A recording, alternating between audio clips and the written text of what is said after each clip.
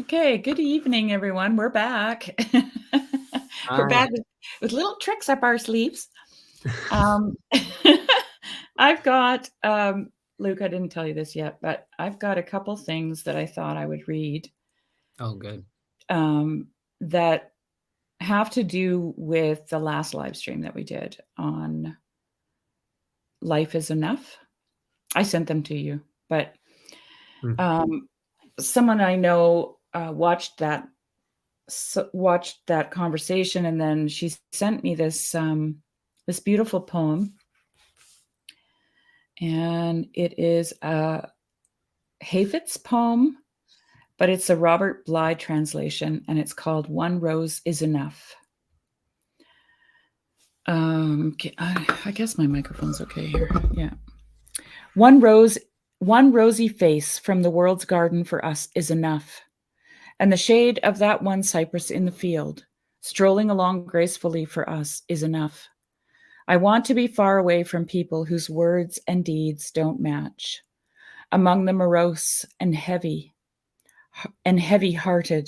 a heavy glass of wine for us is enough. Some people say that good deeds will earn them a gated house in heaven, being rakes and natural beggars, a room in the tavern for us is enough. Sit down beside the stream sometimes and watch life flow past. That brief hint of this world that passes by so swiftly for us is enough. Look at the flow of money and the suffering of the world. If this glimpse of profit and loss is not enough for you, for us it is enough. The dearest companion of all is here. What else is there to look for? The delight of a few words with the sole friend for us is enough. Don't send me away from your door, O God, even to paradise. Your alleyway, compared to all space and time, for us, is enough. It's inappropriate, Hafits, for you to complain of your gifts from fate. Your nature is like water. Your beautiful flowing poems for us are enough. And then I also wanted to read something that my sister sent me. It's from a webpage on George MacDonald, so it's not something she wrote. The first breaths of spring are here. It's another foggy morning as dew-dripping grass unfurls in the quiet dawn. Sparkling silver drops hang from 1,000 webs. Intricate patterns hidden in shadow suddenly blaze to life, quivering in the splendor of the day's first breath. My backyard is a jeweled cathedral, pulsing and singing as the wet and the light raise life from the stillness. Every breath, every bird song, and tiny living thing crawling through the rich greenness is breaking into a melody, the rhythmic, holy song of a reborn earth. My backyard is a doorway to the truth in myth, the realm of the mythic, that first glimpse of the everyday transformed into something larger, more powerful and primal, is perhaps the deepest plane of truth because it bypasses the mind and speaks straight to the soul. It is here that the Spirit teaches us life itself, with sound and breath and light. He teaches us to wait, to sing, and to be simply as we are. Mythic truth everywhere, once you learn to see it. They're not only found on mountaintops, they are hidden in the commonplace as well.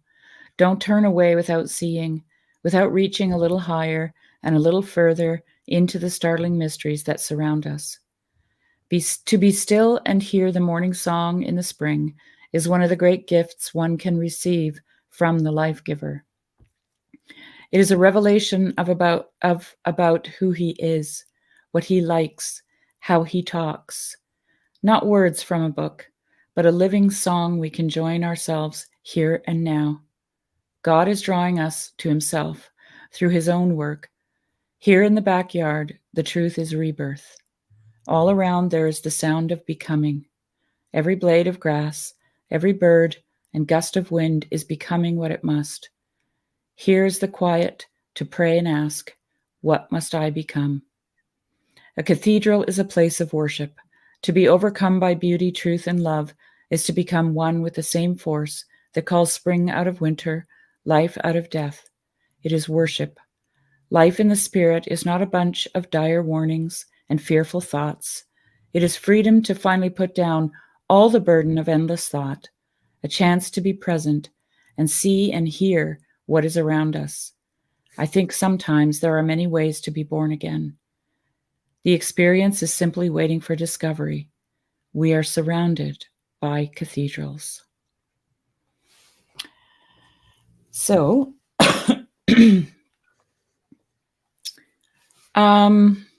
that was the appetizer. And now for the main course. All right, we're not even sure how to go about this. So we're both kind of fumbling around. It's a story, and it's a fairly long story, actually. So to just read the whole story would be just boring, I think.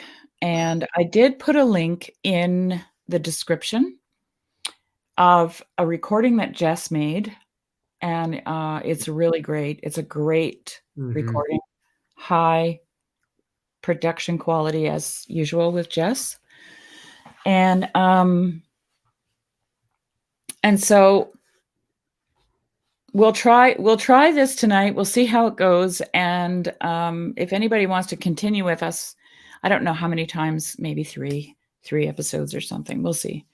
We'll go through the story. And so we'll do a little bit of a read through, and then we'll just see what happens, you know? And if anybody wants to, watch this, I would suggest maybe you just get a chance, if you get a chance to listen to the story, that'll give you more insight into what's coming and what we're talking about. And I will also put a link in here because, as I said last time, I just love it when people join. And because we don't know what we're doing, then we're more than happy to have other people here that don't know what they're doing. And then we can all just fumble around together. All right. So this is a short story by George MacDonald. It's called The Castle, and I'm going to start reading and see how far we get. Hey, before you start, there is a text that you can read. I found on wholereads.com. That's what I'm reading from. Literature/the castle. So like you could type that in and you're there. Yeah, I could. Let me see. Maybe I'll get a link for that, and then they can read along. If you don't want to listen, or you want the text in front of you, or whatever.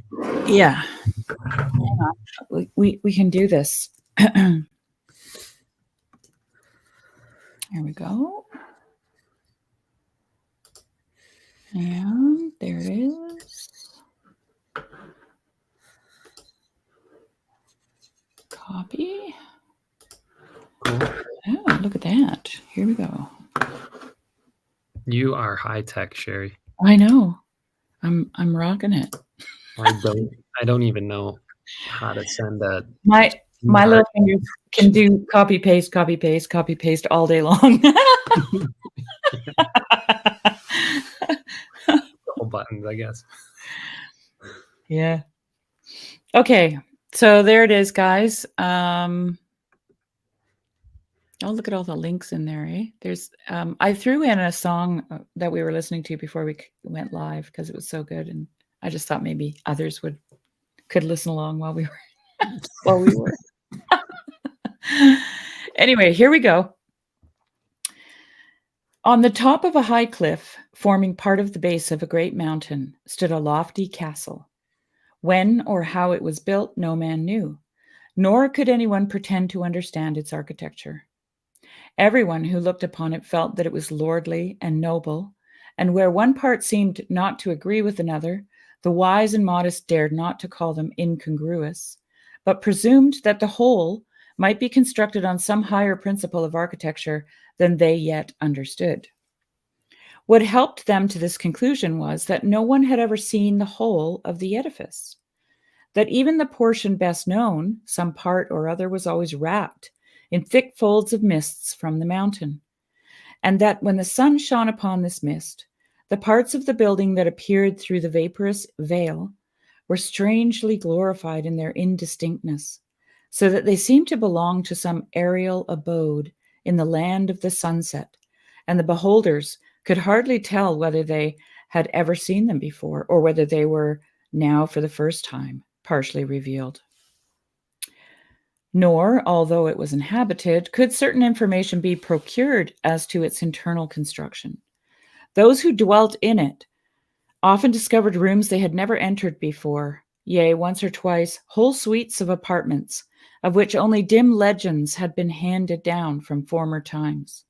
Some of them expected to find one day secret places filled with treasures of wondrous jewels, amongst which they hoped to light upon Solomon's ring, which had for ages disappeared from the earth, but which had controlled the spirits, and the possession of which made a man simply what a man should be, the king of the world.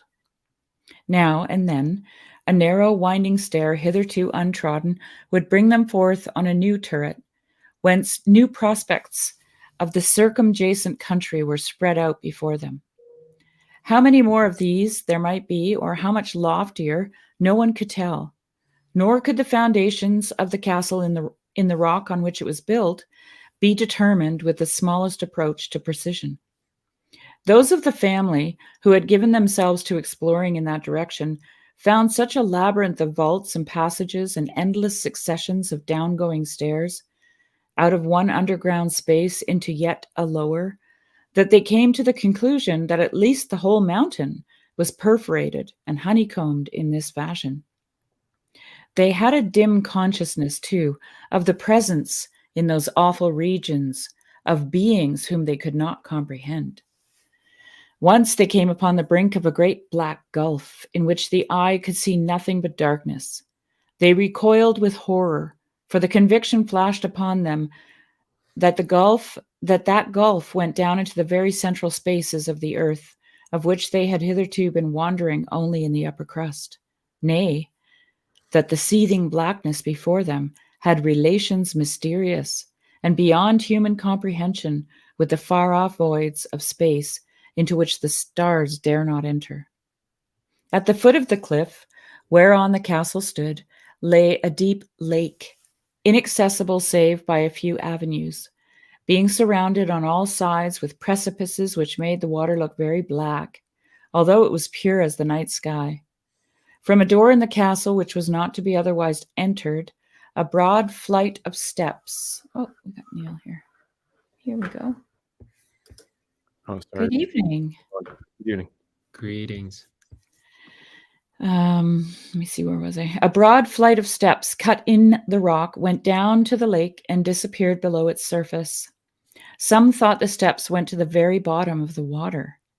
Now, in this castle, there dwelt a large family of brothers and sisters. They had never seen their father or mother. The younger had been educated by the elder, and these by an unseen care and ministration about the sources of which they had somehow or other troubled themselves very little, for what people are accustomed to they regard as coming from nobody, as if help and progress and joy and love were the natural crops of chaos or old night. But tradition said that one day it was utterly uncertain when their father would come and leave them no more. For he was still alive, though where he lived nobody knew. In the meantime, all the rest had to obey their eldest brother and listen to his counsels. But almost all of the family was very fond of liberty, as they called it, and liked to run up and down, hither and thither, roving about with neither law nor order, just as they pleased. So they could not endure their brother's tyranny, as they called it. At one time they said he was only one of themselves, and therefore they would not obey him. At another, that he was not like them, and could not understand them, and therefore they would not obey him. Yet sometimes when he came and looked them full in the face, they were terrified, and dared not disobey, for he was stately and stern and strong. Not one of them loved him heartily, except the eldest sister, who was very beautiful and silent, and whose eyes shone as if light lay somewhere deep behind them. Even she, although she loved him, thought him very hard sometimes, for when he had once said a thing plainly, he could not be persuaded to think it over again. So even she forgot him sometimes and went her own ways and enjoyed herself without him. Most of them regarded him as a sort of watchman, whose business it was to keep them in order, and so they were indignant and disliked him. Yet they all had a secret feeling that they ought to be subject to him. And after any particular act of disregard, none of them could think with any peace of the old story about the return of their father to his house. But indeed, they never thought much about it, or about their father at all. For how could those who cared so little for their brother, whom they saw every day, care for their father, whom they had never seen? One chief cause of complaint against him was that he interfered with their favorite studies and pursuits, whereas he only sought to make them give up triflings with earnest things and seek for truth and not for amusement from the many wonders around them. He did not want them to turn to other studies or to eschew pleasure, but in those studies to seek the highest things most, and other things in proportion to their true worth and nobleness. This could not fail to be distasteful to those who did not care for what was higher than they. And so matters went on for a time. They thought they could do better without their brother, and their brother knew they could not do at all without him, and tried to fulfill the charge committed into his hands. Okay, so now things start happening, and I don't know, maybe we'll pause there and let's hear some thoughts if anybody has any. I love it so far. Yeah. It reminds me of Lion, Witch, and the Wardrobe, when the four of them, Peter, Susan, Lucy, Edmund, are brought to their uncle's house. And it's the kind of house where, especially as a kid, you can get lost for days just exploring secret. Like I wanted that kind of house growing up where I could just get lost and have secret passages that would only unveil themselves slowly over time. And anytime you're talking about that kind of house, you're talking about a mind. That's what it is. But it's the when you have a dream and you dream of a house, it's your mind, and you can go all the way down to the basement, and sometimes there are levels below the basement where you're getting into the really deep primal stuff. Right. But anyway, so obviously we're in God here. This is definitely God. but yeah. Anyway, I love it. I love it so far. It's beautiful. It is. Yeah. Yeah. Even how George will word something like the lake at the bottom of I'm imagining this mountain, but he's describing the darkness of the water, but then he says that it's basically crystal clear.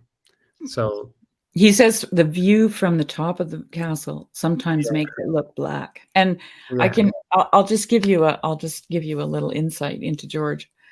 He never says anything that's not important. So when you think he's just being descriptive of a thing, but it's always more than that. It's so fractal with him. Yeah. Yeah. Shall I keep going? Or do we want to talk more?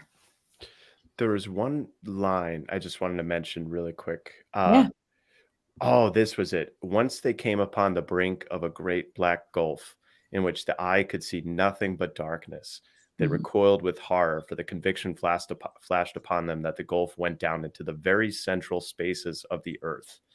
And my mind went to the Balrog and the dwarves that delved too deeply and too greedily. The line is too greedily and too deep. Right. They were looking for jewels that became idols, you could say. And yeah.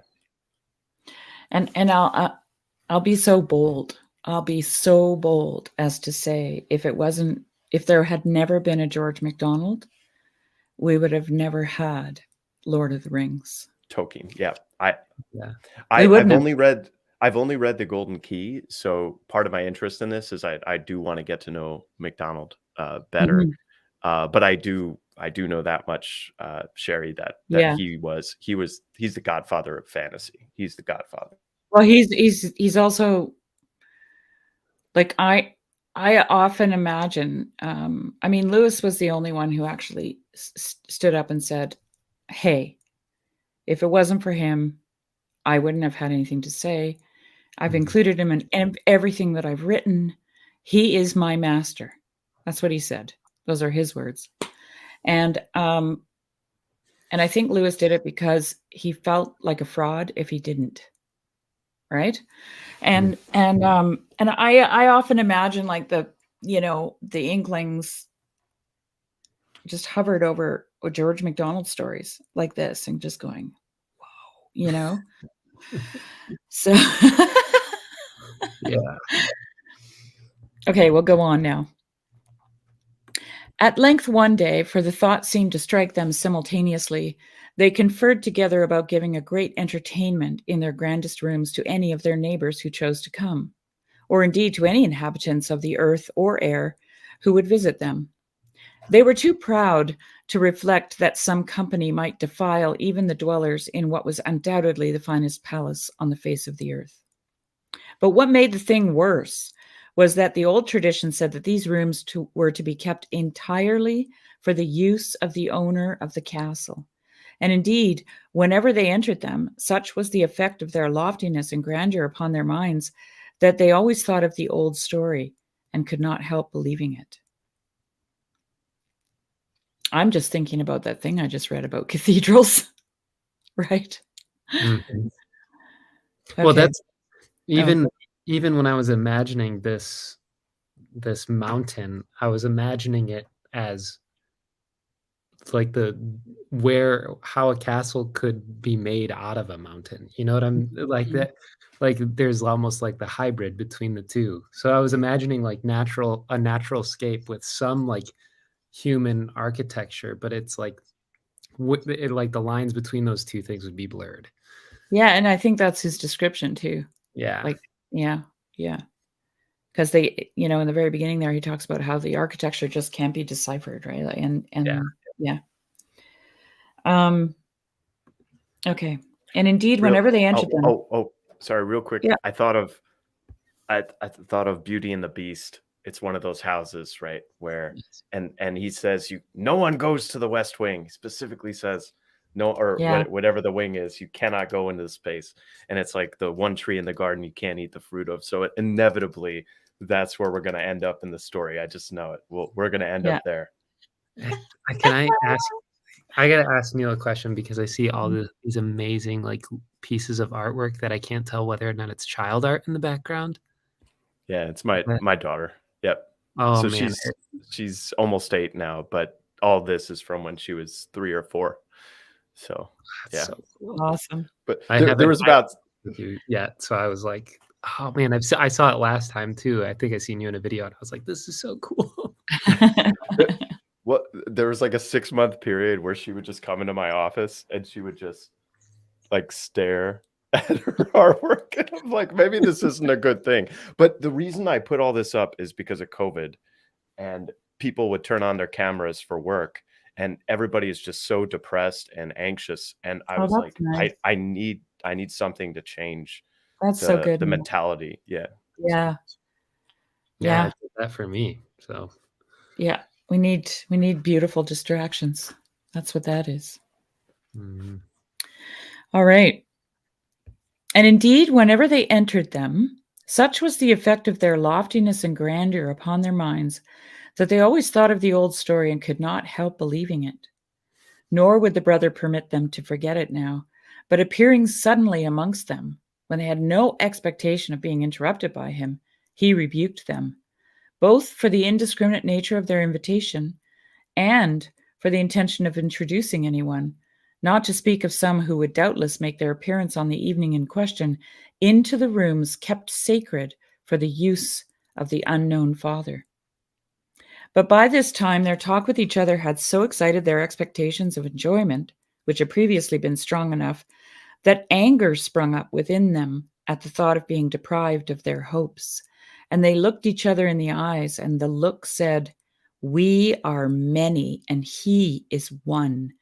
Let us get rid of him, for he is always finding fault and thwarting us in the most innocent pleasures, as if we would wish to do anything wrong." That feels like a real throwback to Joseph, don't you think? You know the story of Joseph and when his brothers throw him in the pit. So without a word spoken, they rushed upon him, and although he was stronger than any of them and struggled hard at first, yet they overcame him at last. Indeed, some of them thought he yielded to their violence long before they had the mastery of him, and this very submission terrified the more tender-hearted amongst them.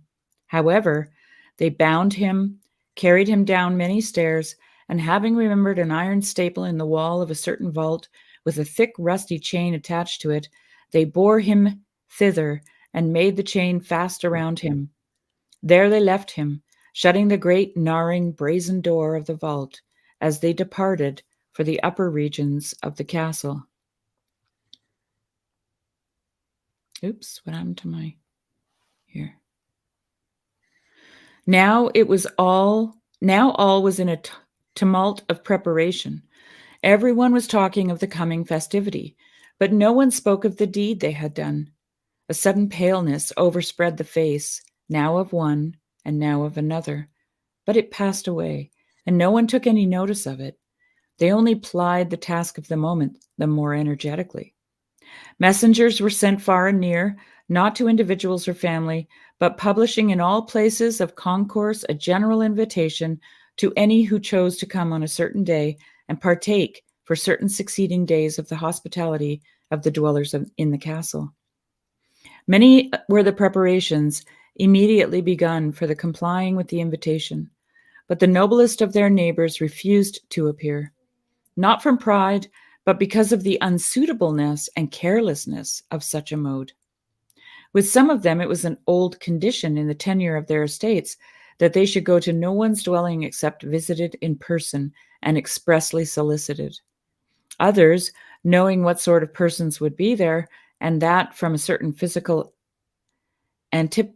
antipathy, they could scarcely breathe in their company, made up their minds at once not to go.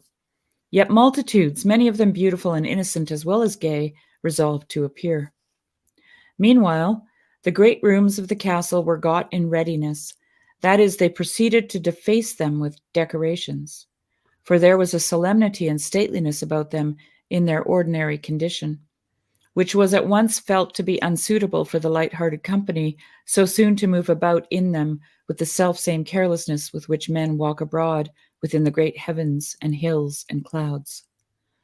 One day, while the workmen were busy, the eldest sister, of whom I've already spoken, happened to enter, she knew not why. Suddenly the great idea of the mighty halls dawned upon her and filled her soul. The so-called decorations vanished from her view, and she felt as if she stood in her father's presence. She was at once elevated and humbled. As suddenly the idea faded and fled, and she beheld but the gaudy festoons and draperies and paintings which disfigured the grandeur. She wept and sped away. Now it was too late to interfere, and things must take their course. She would have been but a Cassandra prophetess to those who saw but the pleasure before them. She had not been present when her brother was imprisoned, and indeed for some days had been so wrapped in her own business that she had taken but little heed of anything that was going on. But they all expected her to show herself when the company was gathered, and they had applied to her for advice at various times during their operations. At length, the expected hour arrived, and the company began to assemble. It was a warm summer evening. The dark lake reflected the rose-colored clouds in the west, and through the flush rowed many gaily painted boats, with various colored flags towards the massy rock on which the castle stood. The trees and flowers seemed already asleep and breathing forth their sweet dream breath. Laughter and low voices rose from the breast of the lake to the ears of the youths and maidens, looking forth expectant from the lofty windows. They went down to the broad platform at the top of the stairs in front of the door to receive their visitors. By degrees, the festivities of the evening commenced. The same smiles flew forth both at eyes and lips, darting like beams through the gathering crowd. Music from unseen sources now rolled in billows, now crept in ripples through the sea of air that filled the lofty rooms. And in the dancing halls, when hand took hand and form and motion were molded and swayed by the indwelling music, it governed not these alone, but as the ruling spirit of the place, every new burst of music for a new dance swept before it a new and accordant odor, and dyed the flames that glowed in the lofty lamps with a new and accordant stain.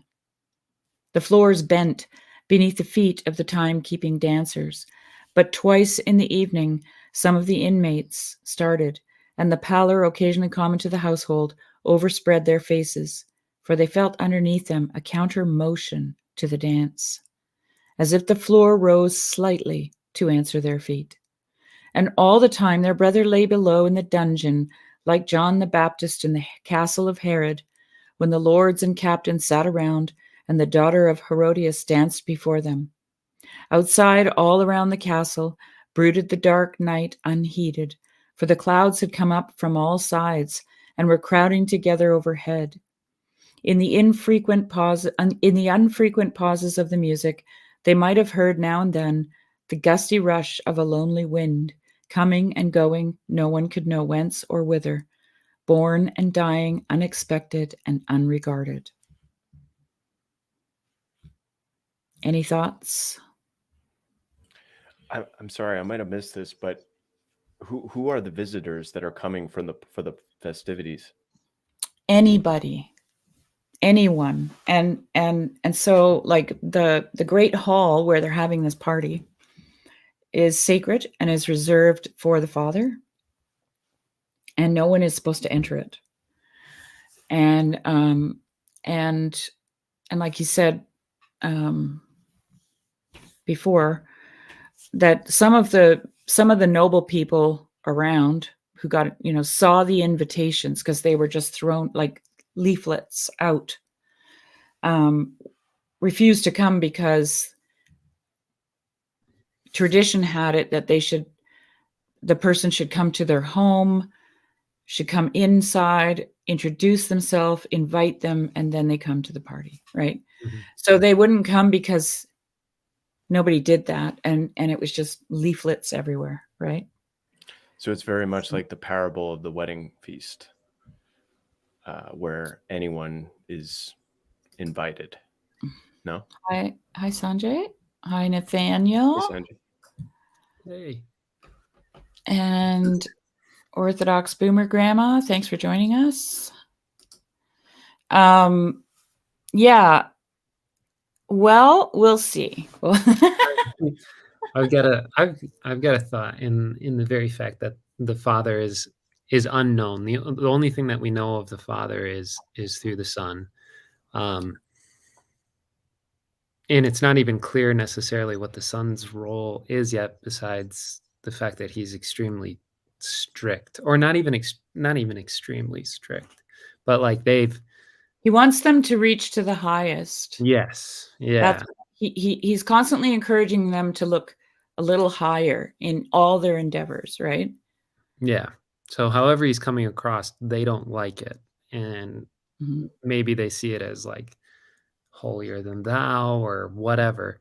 But that's what I'm imagining. And then, but I will say it is interesting because it's like you in reading this, like we're not informed exactly why. I think he said each room, should not be defiled, because those rooms have purposes that the Father intends them for. But it's like, are they just empty? Are these empty rooms? Are what purposes would they have, and why wouldn't they be used? Why wouldn't they be occupied? Yeah. In my Father's house, there are many mansions. Mm-hmm. Yeah. And well, it's I don't want to say too much till we finish the story, but it's interesting also to note that the brother and sister, the elder brother and the elder sister, they no one has any memory of the father, but the way he describes their memory of the father is that it's like something that they know, but they don't remember, but they know it. Like, that's kind of the feeling I get. Like, so there's this faint memory there, but they don't know, you know. But the younger siblings are less informed, let's say, than the elder brother and the elder sister. And it's also worth noting that when the elder sister goes into the grand hall, she's overwhelmed with the old story. Okay, so keep that in mind. Is the older brother tradition? That's because there were some names that were all the way in the very beginning because it said tradition, it said freedom, it said I forget the other one or two Yeah. names. Mhm. We'll just keep reading. How about that? We might actually get through it, you know.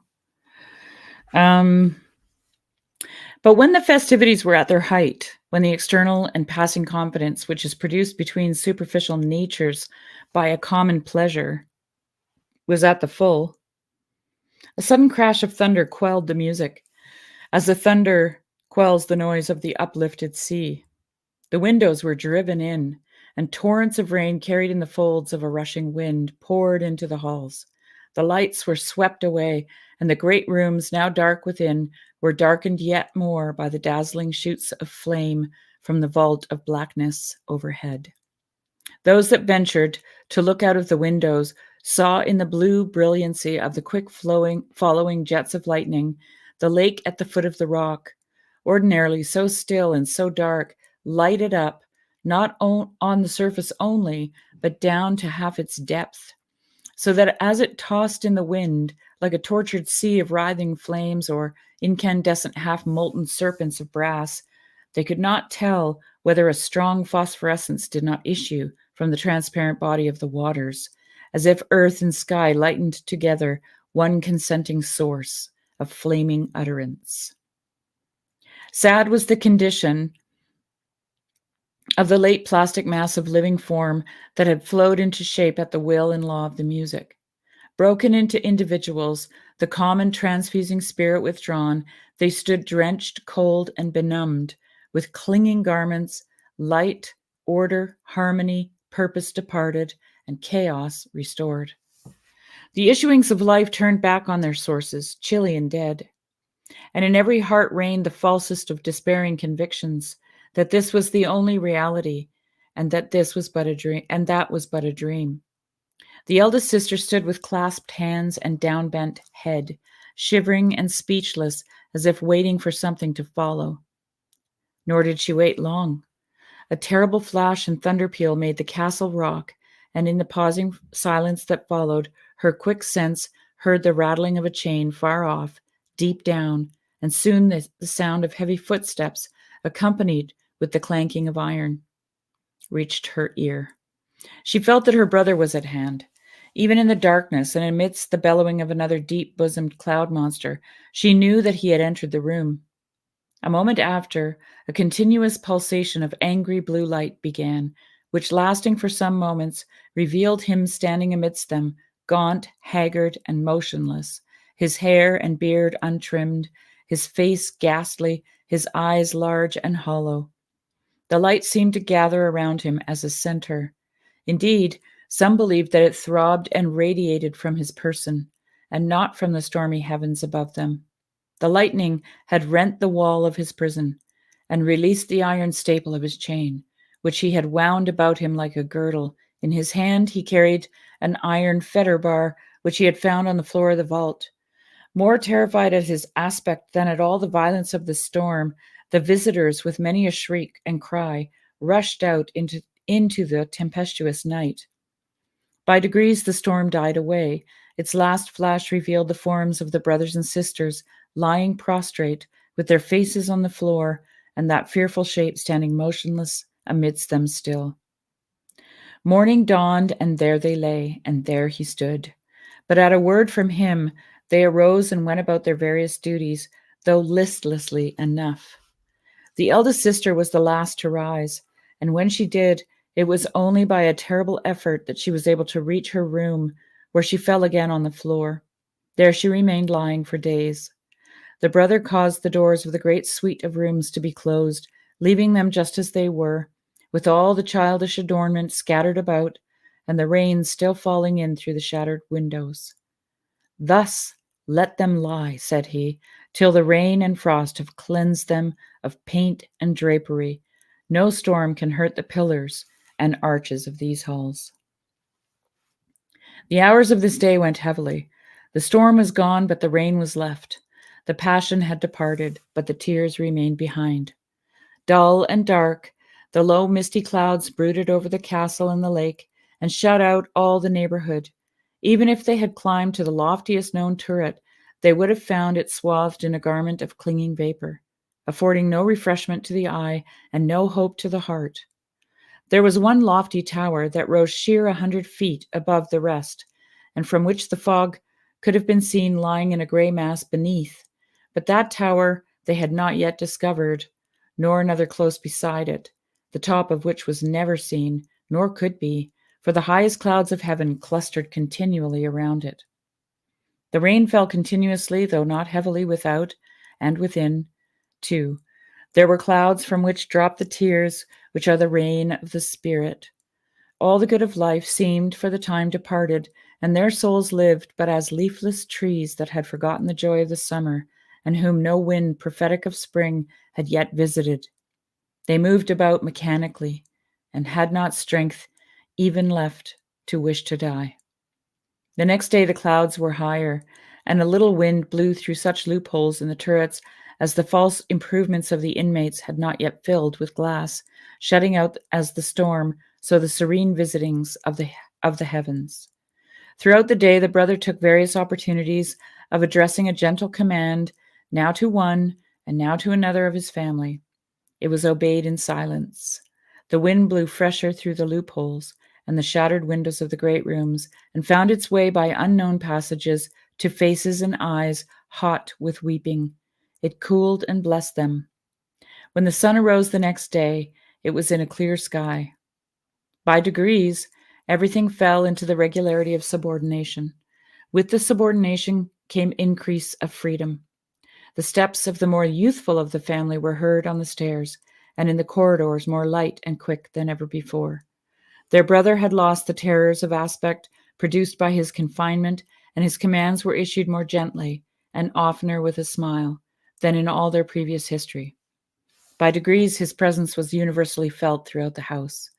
It was no surprise to anyone at his studies to see him by his side, and when he lifted up his eyes, though he had not before known that he was in the room. And although some dread still remained, it was rapidly vanishing before the advances of a firm friendship.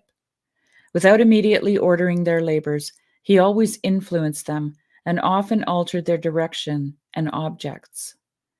The change soon evident in the household was remarkable. A simpler, nobler expression was visible on all the countenances. The voice of the men were deeper, and yet seemed by their very depth more feminine than before, while the voices of the women were softer and sweeter, and at the same time more full and decided. Now the eyes had often an expression as if their sight was absorbed in the gaze of the inward eyes, and when the eyes of two met, there passed between those eyes the utterance of a conviction that both meant the same thing. But the change was, of course, to be seen more clearly, though not more evidently, in individuals. One of the brothers, for instance, was very fond of astronomy. He had his observatory on a lofty tower which stood pretty clear of the others towards the north and east, but hitherto his astronomy, as he had called it, had been more of the character of astrology. Often, too, he might have been seen directing a heaven-searching telescope to catch the rapid transit of a fiery shooting star belonging altogether to the earthly atmosphere and not to the serene heavens. He had to learn that the signs of the air are not the signs of the sky.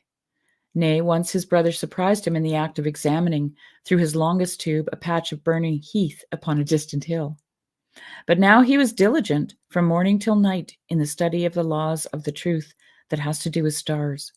And when the curtain of the sunlight was about to rise from before the heavenly worlds, which it had hidden all day long, he might be seen preparing his instruments with that solemn countenance with which it becometh one to look into the mysterious harmonies of nature. Now he learned what law and order and truth are, what consent and harmony mean, how the individual may find his own end in a higher end, where law and freedom mean the same thing, and the purest certainty exists without the slightest constraint. Thus he stood on the earth and looked to the heavens. I'll just pause here for a minute. Any thoughts?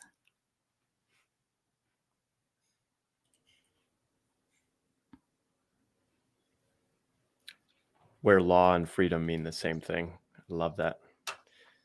There, and the subordination that led to an increase in freedom. Yeah. A fullness. There's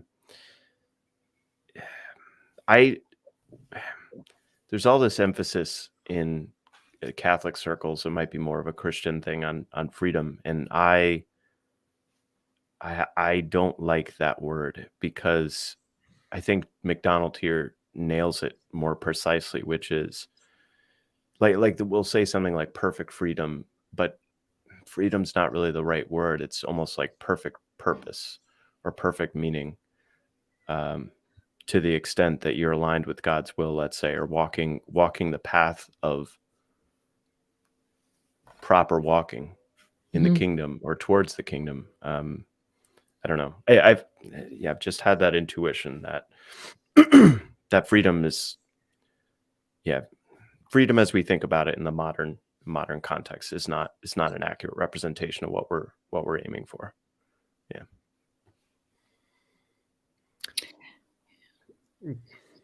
Yeah. I'm just imagining, well, what accompanies like obedience often is, and maybe it's not even recognized right away, because it's not something that always hastens quickly. But it seems like there is a kind of peace that can come over you, because it's you're no longer wrestling with your conscience. And yeah, there can often be like an overwhelming amount of joy that also accompanies peace. So yeah, I don't know. I'm seeing that transformation occurring in the people that are living in this castle. So I'm also reminded of, sorry, go ahead, Sherry. No, you go.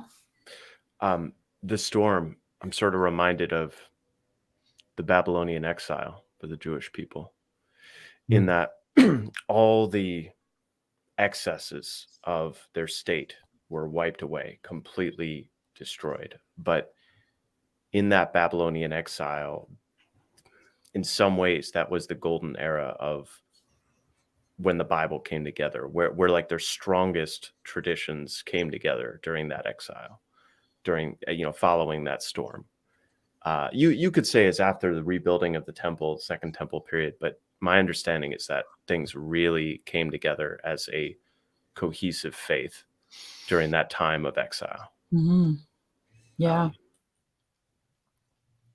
Wow. I have a couple things I just want to mention. First of all, we ended with, thus he stood on the earth and looked to the heavens. And he has I mentioned this before, but he has a poem called A Hidden Life. And in that poem, the character in the poem also, he uses that exact line in the poem. Thus he stood on the earth and he looked to the heavens. And I was watching the Hidden Life movie by Terrence Malick. And there was a scene where, well, actually there were more than one, but oftentimes the main character, I can't remember his name, and Jägerstätter, right? He was in prison, but he would stand and look into the clouds always. Like in his prison, that's how he stood. Like when he was at home, he was working and he was talking to his wife, he was playing with his children, but in prison he was standing in one place and just staring up at the clouds. And I'm just like I don't know how influenced Malick was by George MacDonald, but I'm just like, that's exactly what George MacDonald's talking about, right? He's grounded, right? He stood on the earth and he looked to the heavens. And so it's a mediatory role, right? It's a joining of heaven and earth. And then just on a total side note, there's a beautiful scene in A Hidden Life where the wife realizes this is just not going to end well, right? And I mean, the whole time she's basically left behind to make a living for herself and her children, right, on the farm. And she just starts weeping, and then she starts clawing at the ground and ripping up clumps of dirt, And I'm not gonna try to say what Malick was thinking there, but what it said to me was how she was of the earth, right? Which is a very feminine symbol, right? Mother Nature, and and she was completely, but for her it was like the exile from the Garden of Eden, that you will toil and you will labor and you will, by the sweat of your brow and all that. Like all that stuff was all in that scene for me. Like that scene for me was so beautiful because there was nothing she could do. She knew that she couldn't convince her husband, and she wouldn't have, to go against his conscience, which is what we talked about yesterday, right? His integrity. And she was bound to the earth in so many ways, I think that, Sherry, is the same idea as the Jewish people ripping their clothes and putting dust and ashes on their head. I think it's the same idea. It's because in that, so your clothes are representative of who you are, and the earth is representative of who she is.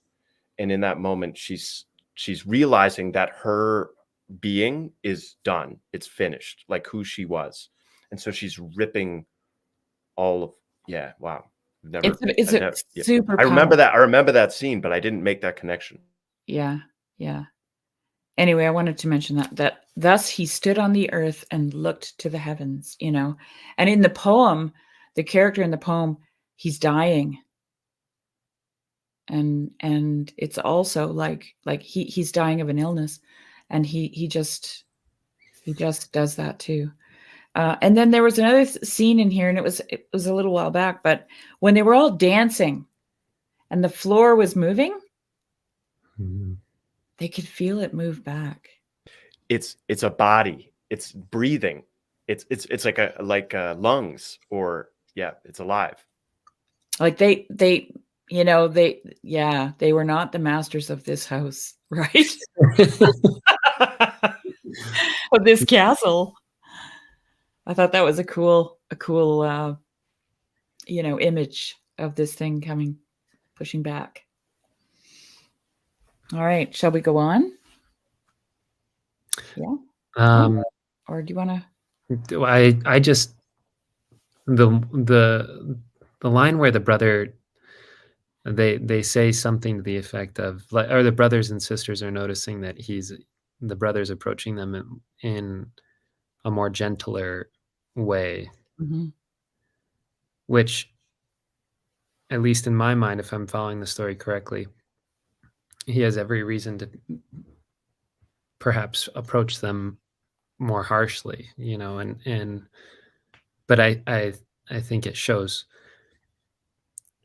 what his character is in his understanding of perhaps where they are at. Like, he already knows where they are at in their own processing of the event. Right. So it doesn't have to be as, but the thing is, I never got the impression that he was actually that harsh. He just wanted them to aim higher and they didn't want to.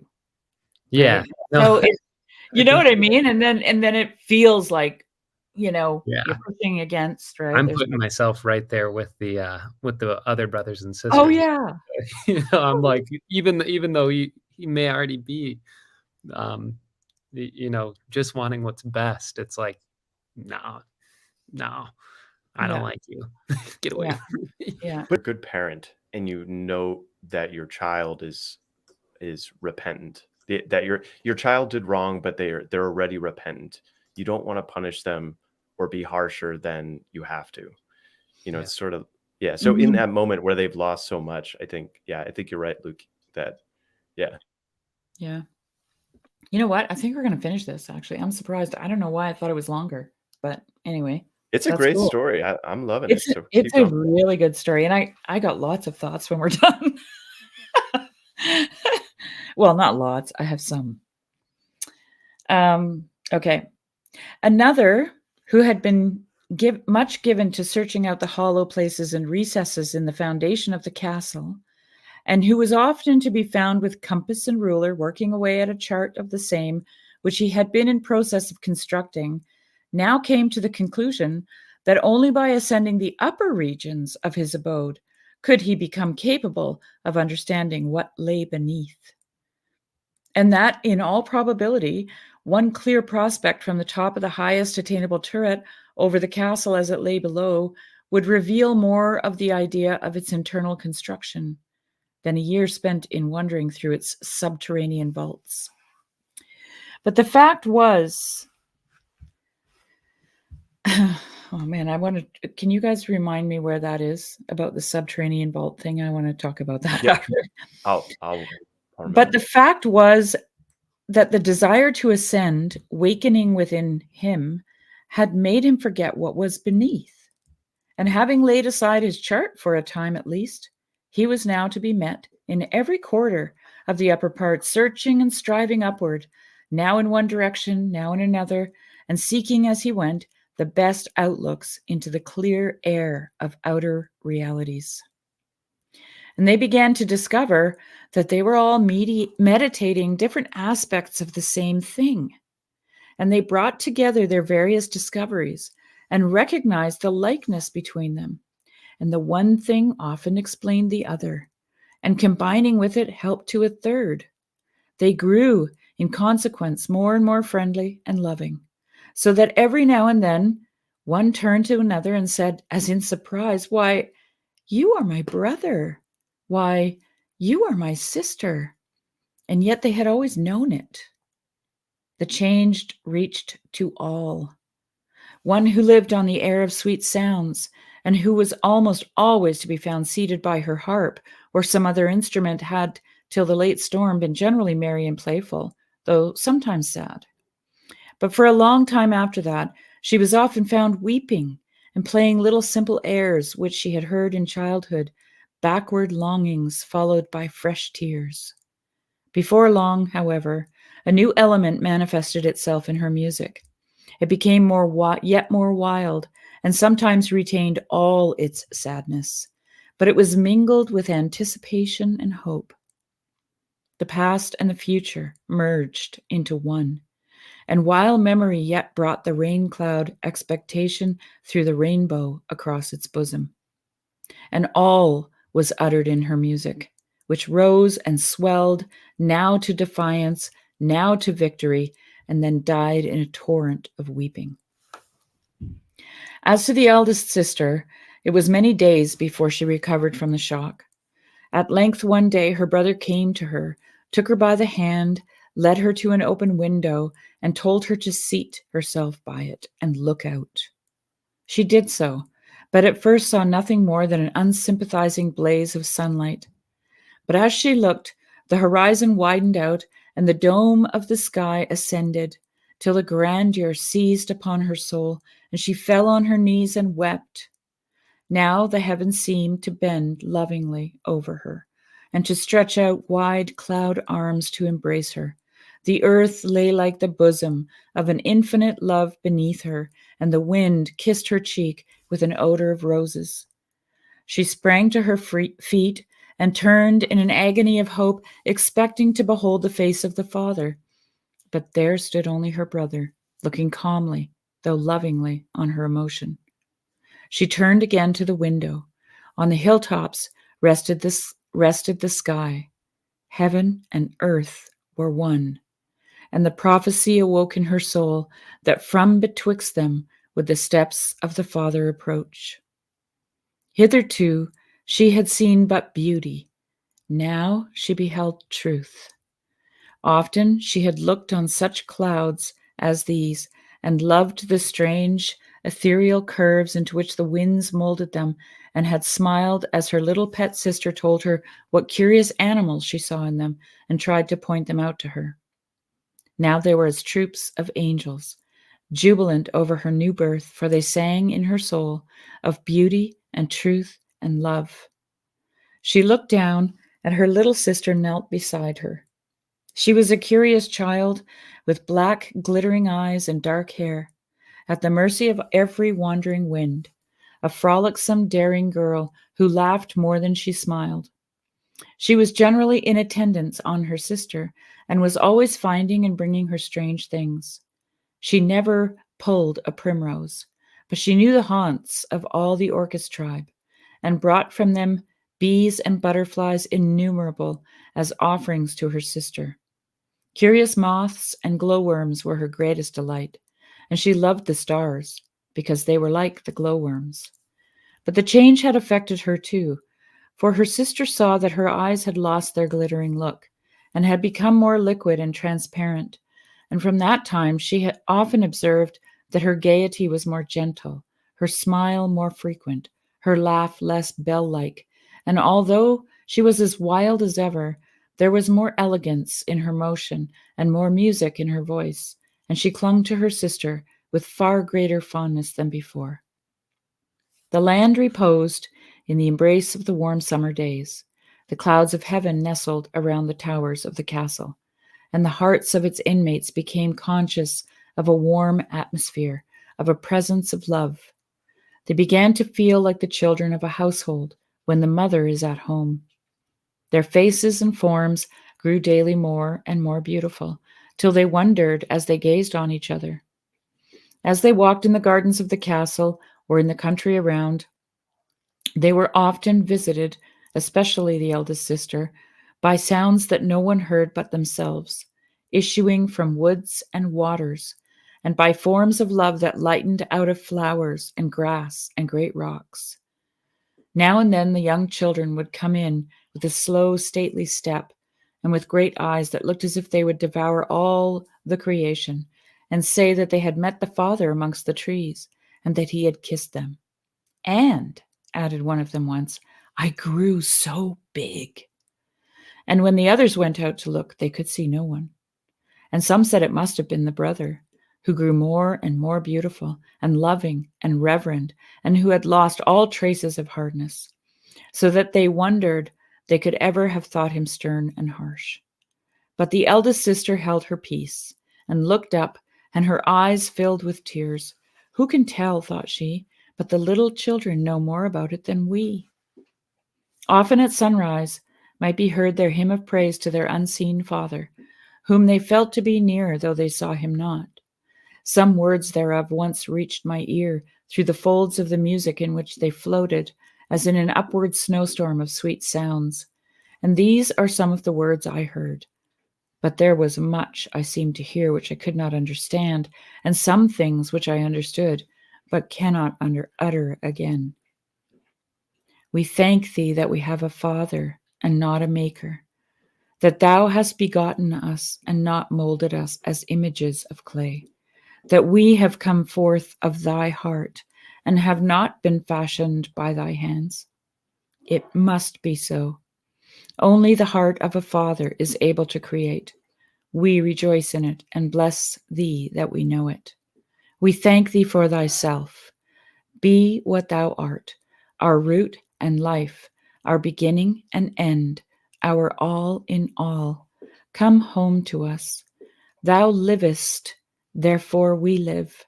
In thy light we see, thou art, that is all our song. Thus they worship and love and wait. Their hope and expectation grow ever stronger and brighter, that one day ere long the Father will show himself amongst them, and thenceforth dwell in his own house forevermore. What was once but an old legend has become the one desire of their hearts, and the loftiest hope is the surest of being fulfilled.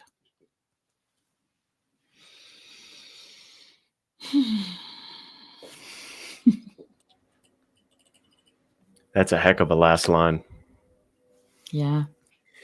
Isn't it, though? Yeah. Thanks. Subterranean vault. Subterranean vault reminder. Ding, ding, ding. Yeah. Okay, so I know George MacDonald is always quite critical of sola scriptura and Scottish Calvinism. Okay, you have to keep that in mind when you're reading his stories. And I don't know what, for some reason this just jumped out at me and I understood it for the first time, or I think I do. But like George said, doesn't matter what I meant. Maybe your meaning is more meaningful than what I meant, you know? Mm-hmm. So what I got out of this was about the subterranean vaults was there was a sibling who was always looking in the hollow places and recesses in the foundations of the castle, right? He was in those subterranean vaults, and he came to the conclusion that it was only by ascending the upper regions that he could become capable of understanding what lay beneath. So I think that what George is talking about when he says descending into the subterranean vaults is when you get caught up in the text, right? And you start with a magnifying glass and you know, the translations and the word meanings and the definitions and, you know, all that stuff. Mm-hmm. But what you have to do is you have to ascend, you know, in your spirit, right? And then those subterranean vaults become clear to you. That's, you know, illuminated by the light from above. Yeah, right. Then that, in all probability, one clear prospect from the top of the highest attainable turret over the castle, as it lay below, would reveal more of the idea of its internal construction than a year spent in wandering through its subterranean vaults. The fact was that the desire to ascend, wakening within him, had made him forget what was beneath, and having laid aside his chart for a time at least, he was now to be met in every quarter of the upper parts. I just saw some guy just like, you know, with his charts and his books and his words and his, you know, just bent over and never looking up. What you're describing, Sherry, is Aquinas at the end of his life. It's like, so like all of his life, he's just so focused on arguments and logic, and then he has this experience of God directly at the end of his life, and he puts down his pen. He's like, I can't write anymore. Yeah, you know, it's all shadows and dust. Yeah. Wow. Yeah. So that's the whole story. That's the whole story. So let's, you know, if you guys have, come on, Luke, if you got stuff to say, let's hear it. And visited by sounds that no one heard but them. I really like that line. Mm-hmm. They were walking around and I feel like I have this secret joy of Christ, and I can't share it, and it stinks that I can't share it. Right. Like, how do I share it? Yeah. Sounds that only I can hear. Yeah, and it apparently it's the children who Mhm. have those visitations, right? Like they go out, they're in the woods walking in the gardens and they come back and they say, "He kissed me and I feel I'm so big now," And it's funny because just today I was talking to my sister on the phone and I said to her, "I'm so grateful that we have no snow this winter because my husband's laid up after a hip replacement and my dogs are going to growl. So they're literally bitches." I can say that. And that's what they do. All right, girls, stop it. Hey. And you could tell PVK that you meant to use the word literally proper. Yeah, totally appropriate. And they just have this weird Sorry, go ahead, dynamic. Luke. But anyway, I just wanted to say about my sister. So I said I was so glad that the weather was like we have no snow. I haven't had to use my snow blower. Like it's just been great. And she said, "Sherry, it's a kiss." Yeah. "It's a kiss, Sherry." I said, "I know it's a kiss." It And is. she hasn't even read this story. That's so funny. Mhm. Yeah, I when stuff like that happens, even though for me it'll be like just the right I go down to the wood pile and it's like the right size wood to do like the stupid project that I'm working on. And it's like, how did I just pull this out of here? Like it's just this or the fact that I didn't have to go searching through the whole thing to just find that, and I'm just like, that's great. This little kiss. Thank you. But yeah, the part with the glowworms, obviously, that's my Oh, favorite. yeah. And one time I had a fortune cookie, and I opened it up, and the fortune read, "If we are all worms, try to be a glowworm." And I still have it. I still have it in my treasure chest I've because never seen that one. That's a good it's one. the best fortune. I think that's the only one out there. It So was a kiss. it was a kiss. Yeah. Yeah. Yeah. No, that I'm struggling. I think I'm a little bit tired tonight, but Yeah, yeah. Well, okay, so I see you guys talking about Jung here, and it's interesting because, of course, Jung was not around when George MacDonald wrote this story. And this is my take, is if you pay attention, like, so this is something that I've been thinking about quite a bit, actually. I think Luke Thompson asked me in the comments, because I made a comment yesterday about fairies and place. Like the Englishman said there are no fairies in Newfoundland, and that's because they're not from there. And I can't remember exactly what his question was, but he asked me, like, why, essentially, why, what do you think it was that hindered them from not seeing them? And it's because it's about attention. And that's why attention is linked. Like, that's why place is so important, right? Because, and Martin Shaw said this to me during our conversation, and, you make things holy by the kind of attention that you give to them, right? And so I think the reason that this resonates with people who understand Jungian psychology is because this is just true. It's I agree just with you. True. Correct. It's not that Jung. It could be that Jung is influenced by MacDonald. I could very much see that. I'm sure that's the truth. But I don't think Jung. I honestly don't know. I mean, I don't know. I don't know much about Jung, but I know about Swiss people. But what you're saying is absolutely true, Sherry, Yeah. that these ideas are far deeper than any one person.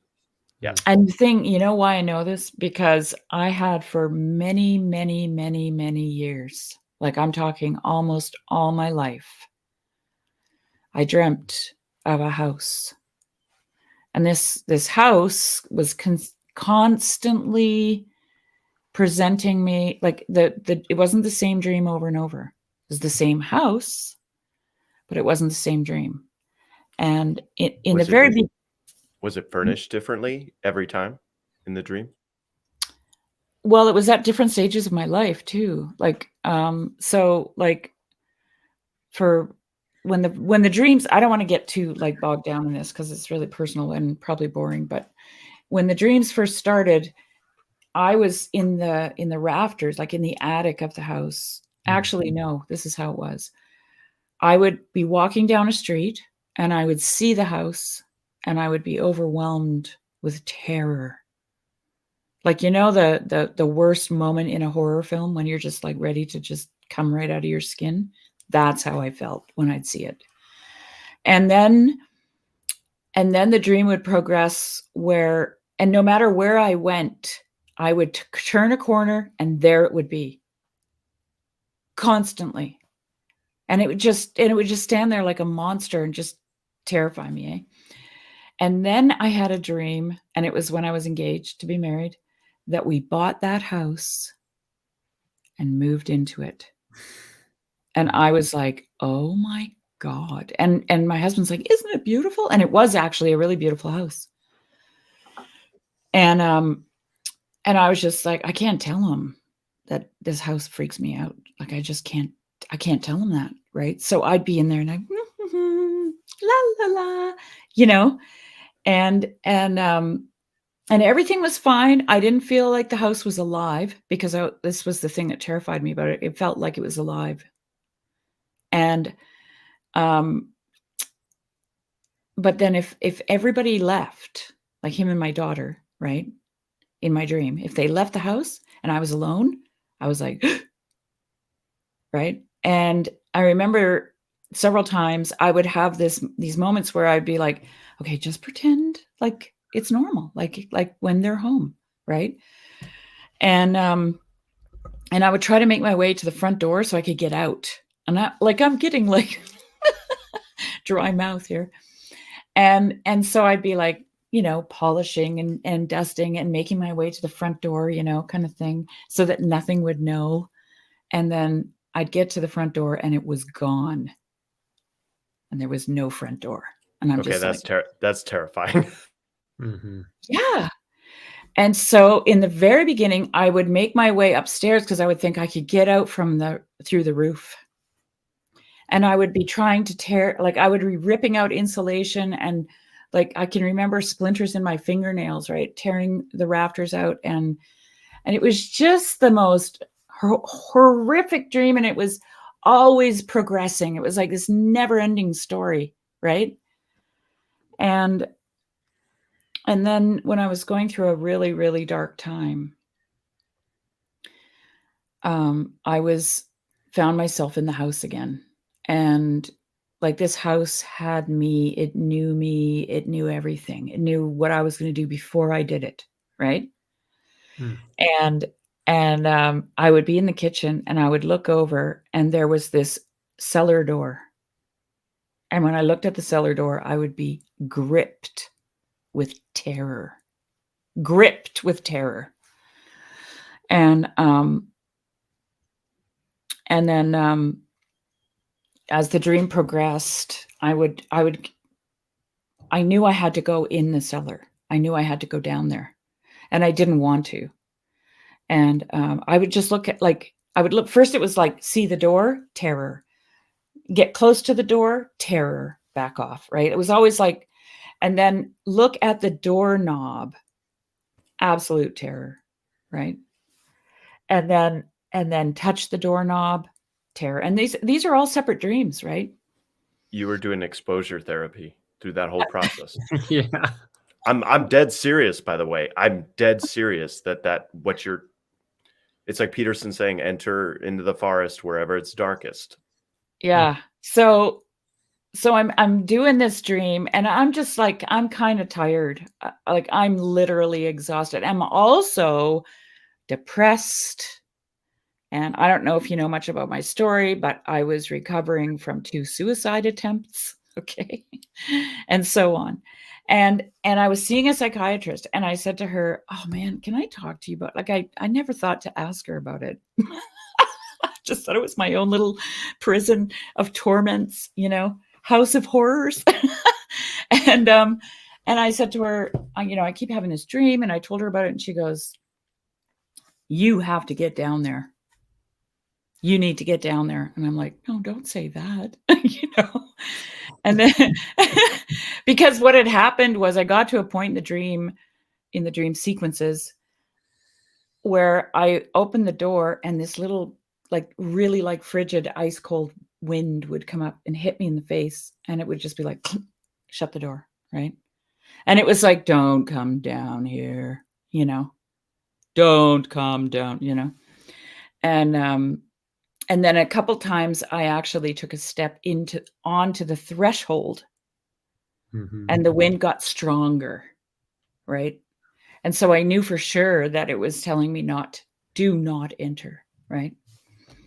And so she said to me, you have to get in there. And I'm like, I don't know how to do that. She goes, "Listen, when you go to bed tonight, just put on some armor. I don't care what it is. Maybe a deep diving suit or something, whatever you think it'll take. Put it on, and then go, in your mind, just dress up in it, and then go to bed." I said, "Okay." And, like, I'm not into Jungian psychology. I don't know anything about it. I don't know about lucid dreaming. I know nothing. Okay. And so I do that, but I decide to put on the breastplate of righteousness, and all that stuff, right? And then I go to bed, and I think I'm just going to sleep. And there I am. Suddenly I find myself at this freaking door, and I got this stuff on, and I go down the stairs, and the wind just keeps getting stronger and colder and stronger and colder. And I just pushed past it. And at some point I lost the fear, and the wind stopped, and the temperature got normal, right? And I was like, third step from the bottom kind of thing. And I got down there, and it was a full house underneath the house. And it was ornate, and it had the most beautiful wallpaper. Like, I thought I was going to find dead bodies down there. Like, I'm not going to read. And I just remember the wallpaper. It was like from the, I don't know, 1800s or something, and it was, and every room was filled with boxes that weren't opened yet. And I went into one of the rooms, and I opened up a box, and I pulled out this, it was a hand drill. You remember, those old hand drills? And it was made out of, I don't know, some beautiful hardwood like maple or something. And it was just beautiful. And I was like, "Oh my God, this is beautiful." And I put that down, and then I pulled out some, and they were all things to make things with. That's what they were. Everything in the boxes were things to create with. And I'm getting emotional now for some reason. And they were beautiful in and of themselves. Like, they were made with love and care, and they were beautiful. Like, they were ornate, and you could tell whoever made them took a long time to make them. And I don't know. And so I went for probably 4 more years through all the rooms in that house, and they never ended. Wow. And they were all full of boxes of things like that. So I have a question, which is, with that dream, with that entry, was that the start of a religious awakening in you, or did that manifest itself elsewhere following that dream? Well, I'm trying to I'm doing the And we could change the subject if this is I'm too doing the intense. fast No, it's fine. It's fine. The timeline is the timeline. I'm doing the fast rewind because in 2007 I had a car accident. Okay, and before that, I was like, we moved here in 2000. We moved back to Canada in I'm sorry for the dates and stuff. I'm trying to remember. 1997. We had this incredible experience in the wilderness. We moved here. Everything was wonderful. Everything was wonderful, actually. I had a good life, but I was busy with kids, raising teenagers, and and then my son. So my oldest daughter was gone. My son had just left home for post-secondary education, and I was going to visit him when I had the car accident. Wow. I was driving down to Vancouver, and I had a mild traumatic brain injury from that car accident, and I didn't know it. Okay, so for a full year, I was no longer myself. And I was a very competent, very capable, multitasking, homeschooling, baking all the bread, milking the goats, having a full garden, self-sustaining, canning, butchering, preserved, everything, right? And I had it all under control. And all of a sudden, I just couldn't do anything. I couldn't remember anything. I couldn't even talk properly. I was crying for days on end, and I didn't know why. And my husband was away. He was in Switzerland for 4 months working. And I was at home by myself. It was winter, and I was with my youngest daughter. And I started just sitting in a chair all day, waiting for the bus to come to bring her home. And I didn't know why I was sitting in the chair, and I didn't know, I couldn't get up, right? And I didn't, just everything. And so, and I had to drive and get her. And so that would be my big thing. I'm doing something. I would get in the car, I'd drive to the end of the road, get her from the highway, drive home. And as soon as she got in the car, I'd grab her and I'd say, "I'm so happy you're home." She'd be like, "Mom, what is wrong with you?" And she knew something was totally off, but she was what, 13, 14. And anyway, that full year was just me in absolute, I didn't know what was wrong with me. I didn't know. And by 2008, the following year, 1 year later, almost to the day. No, it was December. Sorry. It was December. So it was January when I had the car accident. And the following December, once in August and then once in December, I tried to kill myself.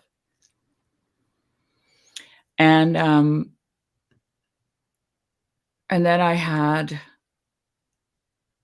it wasn't until 2013 that I could actually function. Wow. Okay. So I lost almost 7 years of my life. Like Nebuchadnezzar. I was out there with the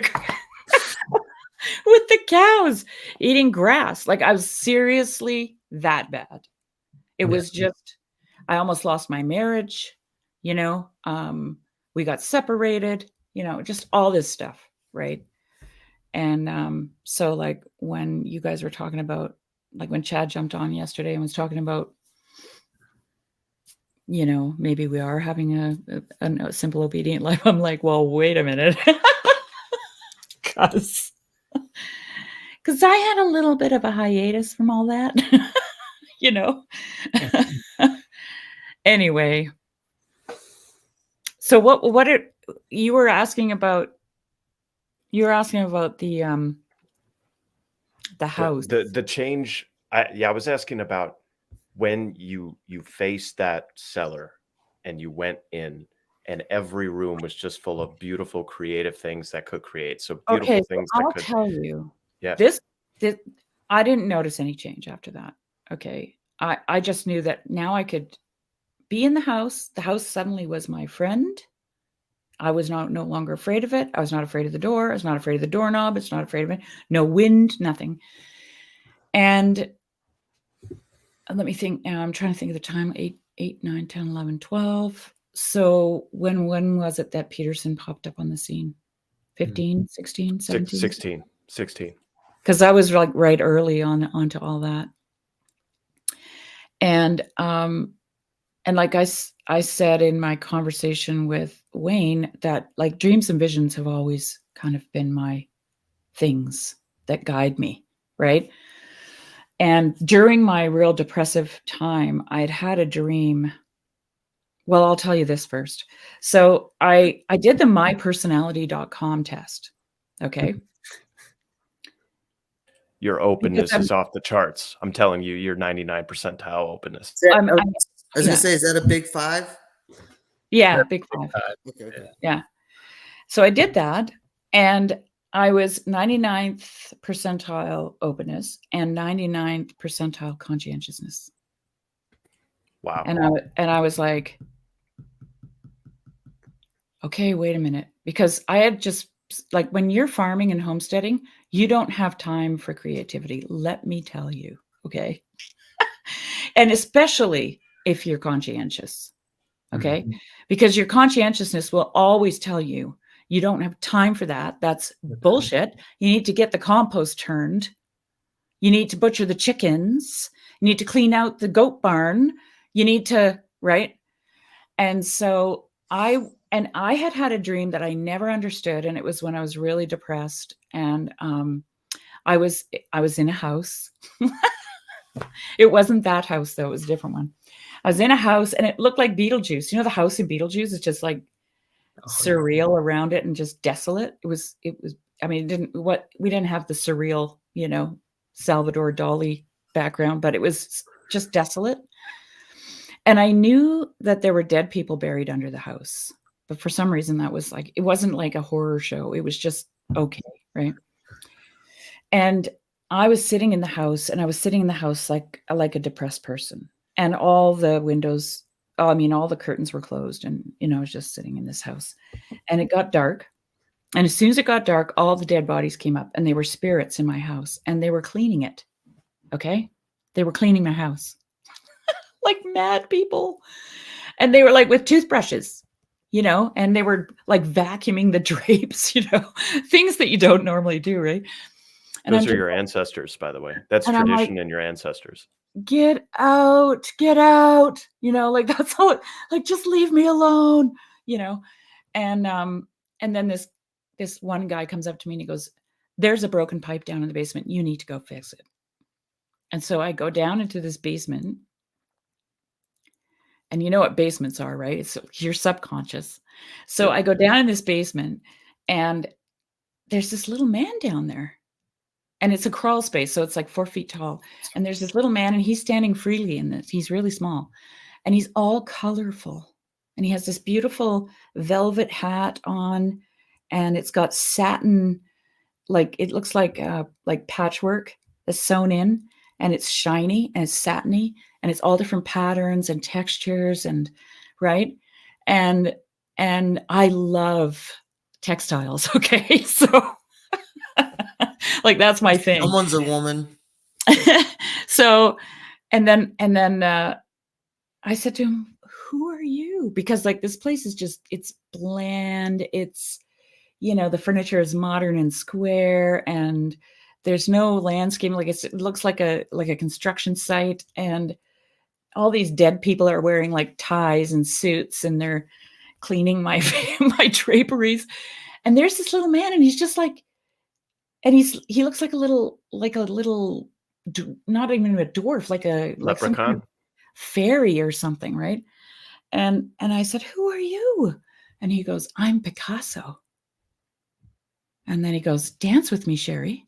And he holds out his hand, and I reach for it, and I'm really kind of tentative. And I reach for his hand, and as soon as I touch him, he turns to ash.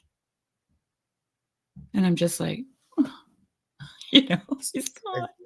When you try to grasp the mysterious, it can be illusory. Okay, so back to my big five. I find out that I'm equally creative and as I am conscientious. And I've already felt this demon of conscientiousness on me. Like, just, it's grown so large, right? And so I start weeping. Actually, I'm talking to my daughter on the phone. I said, "Can I read you my results? I got to read you my results. You got to help me with this." Because, like, this is the one thing that I can freely admit, I'm totally blind to myself. Like, I just am, right? And so I read them to her, and as I'm reading them to her, I start weeping. And she goes, "Oh, Mom."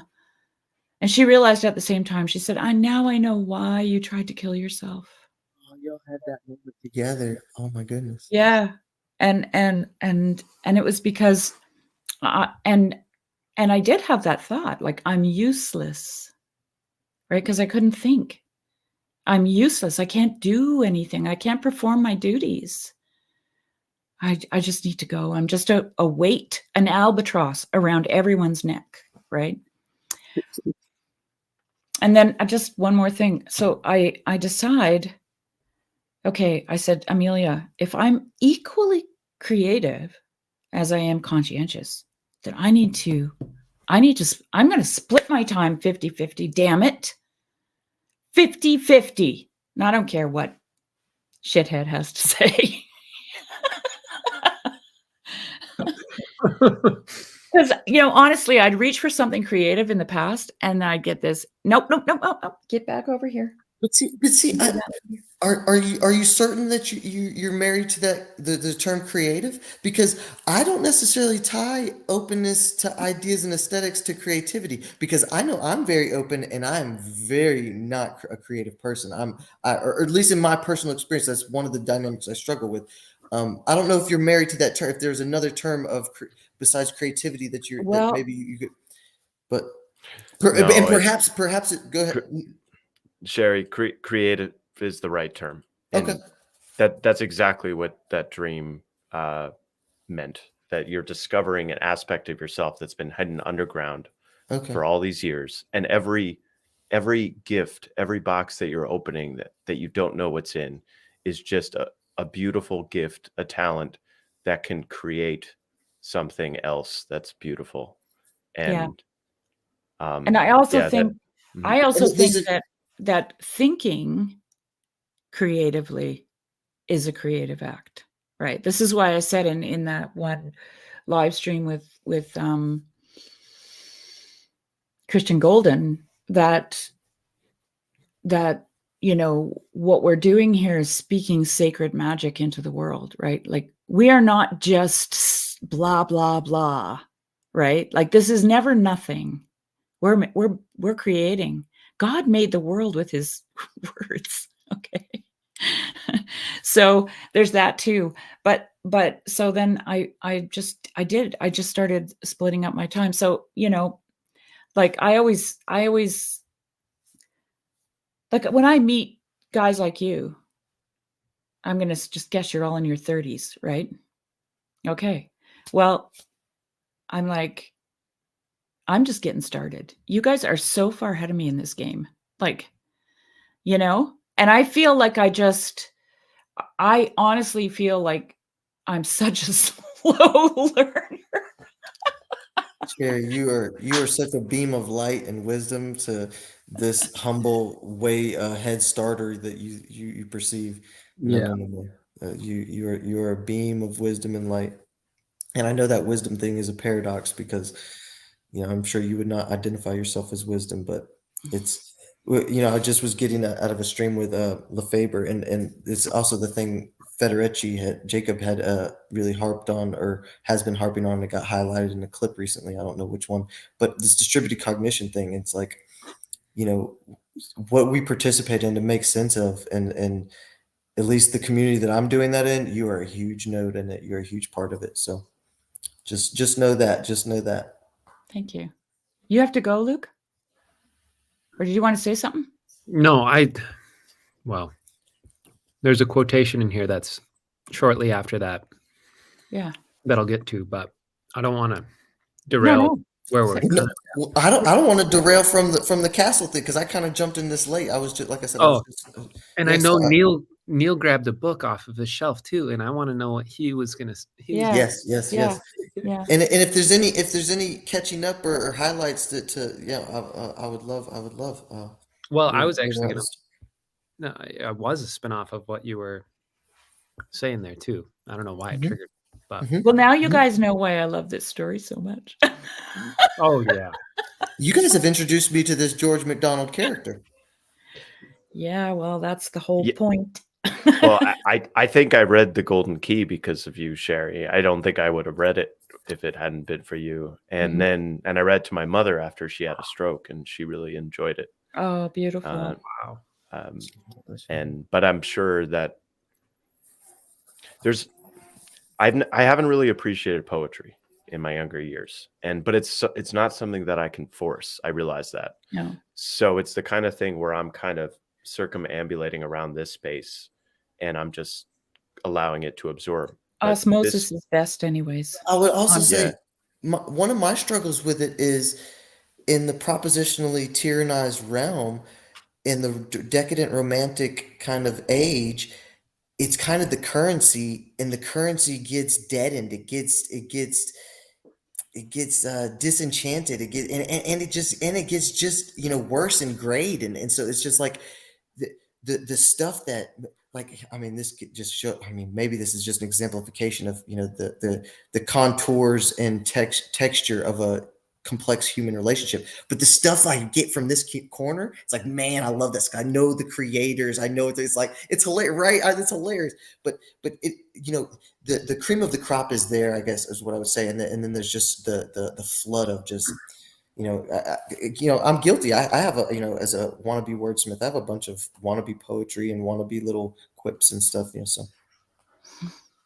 But Sherry, I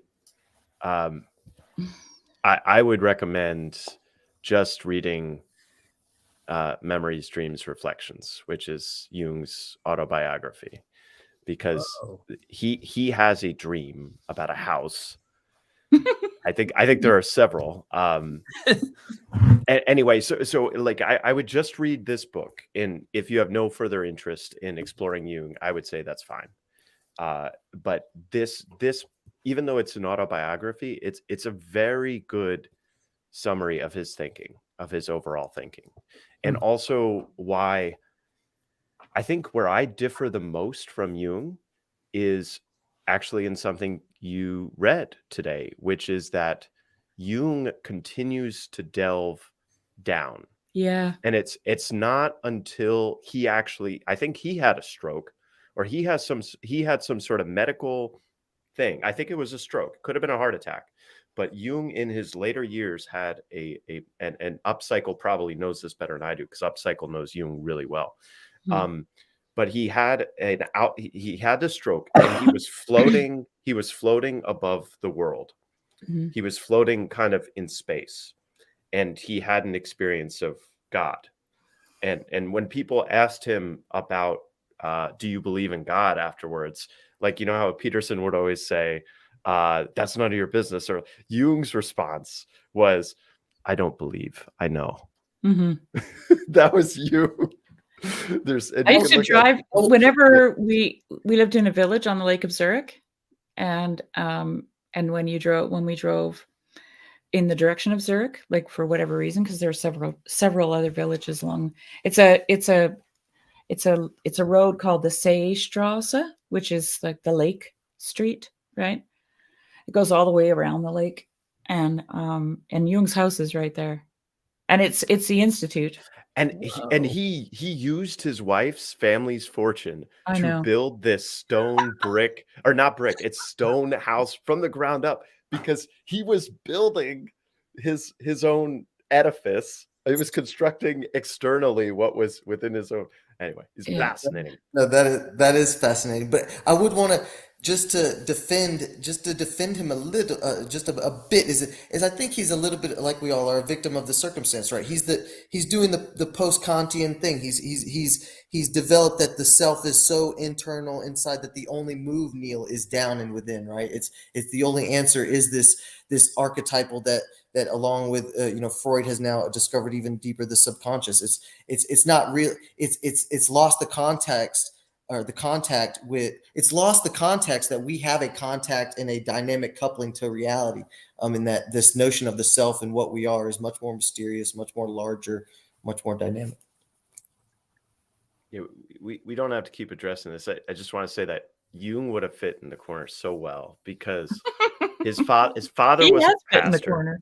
His father was a pastor.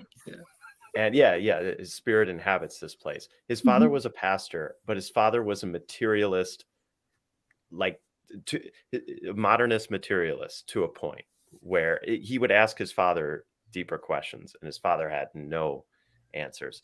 And Jung actually witnessed his father, as he aged throughout his life, be tortured by these questions that he wasn't willing to ask, that his own father was looking at that cellar door, Sherry, and being unwilling to open it and explore where that cellar door.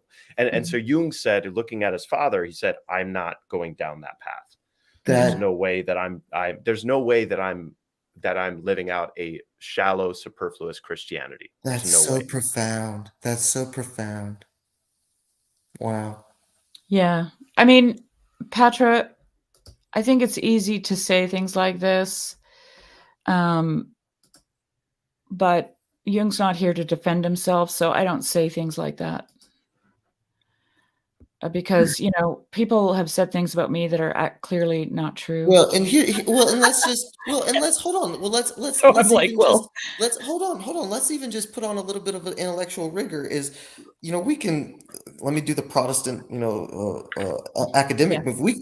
Let's pry and pick apart the notion of Gnostic. Even that notion. It's one of the things that JV, as the JV nerd, which, by the way, I feel like I got a good victory lap this week with Wave of Obsession, beautiful video there, just really hearkening on the JV cog sci vocab.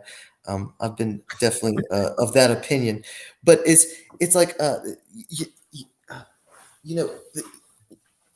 JV even acknowledges it. It's there's acknowledges what are you talking about, Matthew? He acknowledges what? He acknowledges the I'm struggling for. Okay, well, let's just see. Luke, did you want to read your thing? So it's so uncanny because we're talking about this, but here I'll just read the rest of this paragraph and I'm going to jump into the next one. But this is right after the subterranean vaults. So, but the fact was that the desire to ascend had awakened within him, had made him forget what was beneath.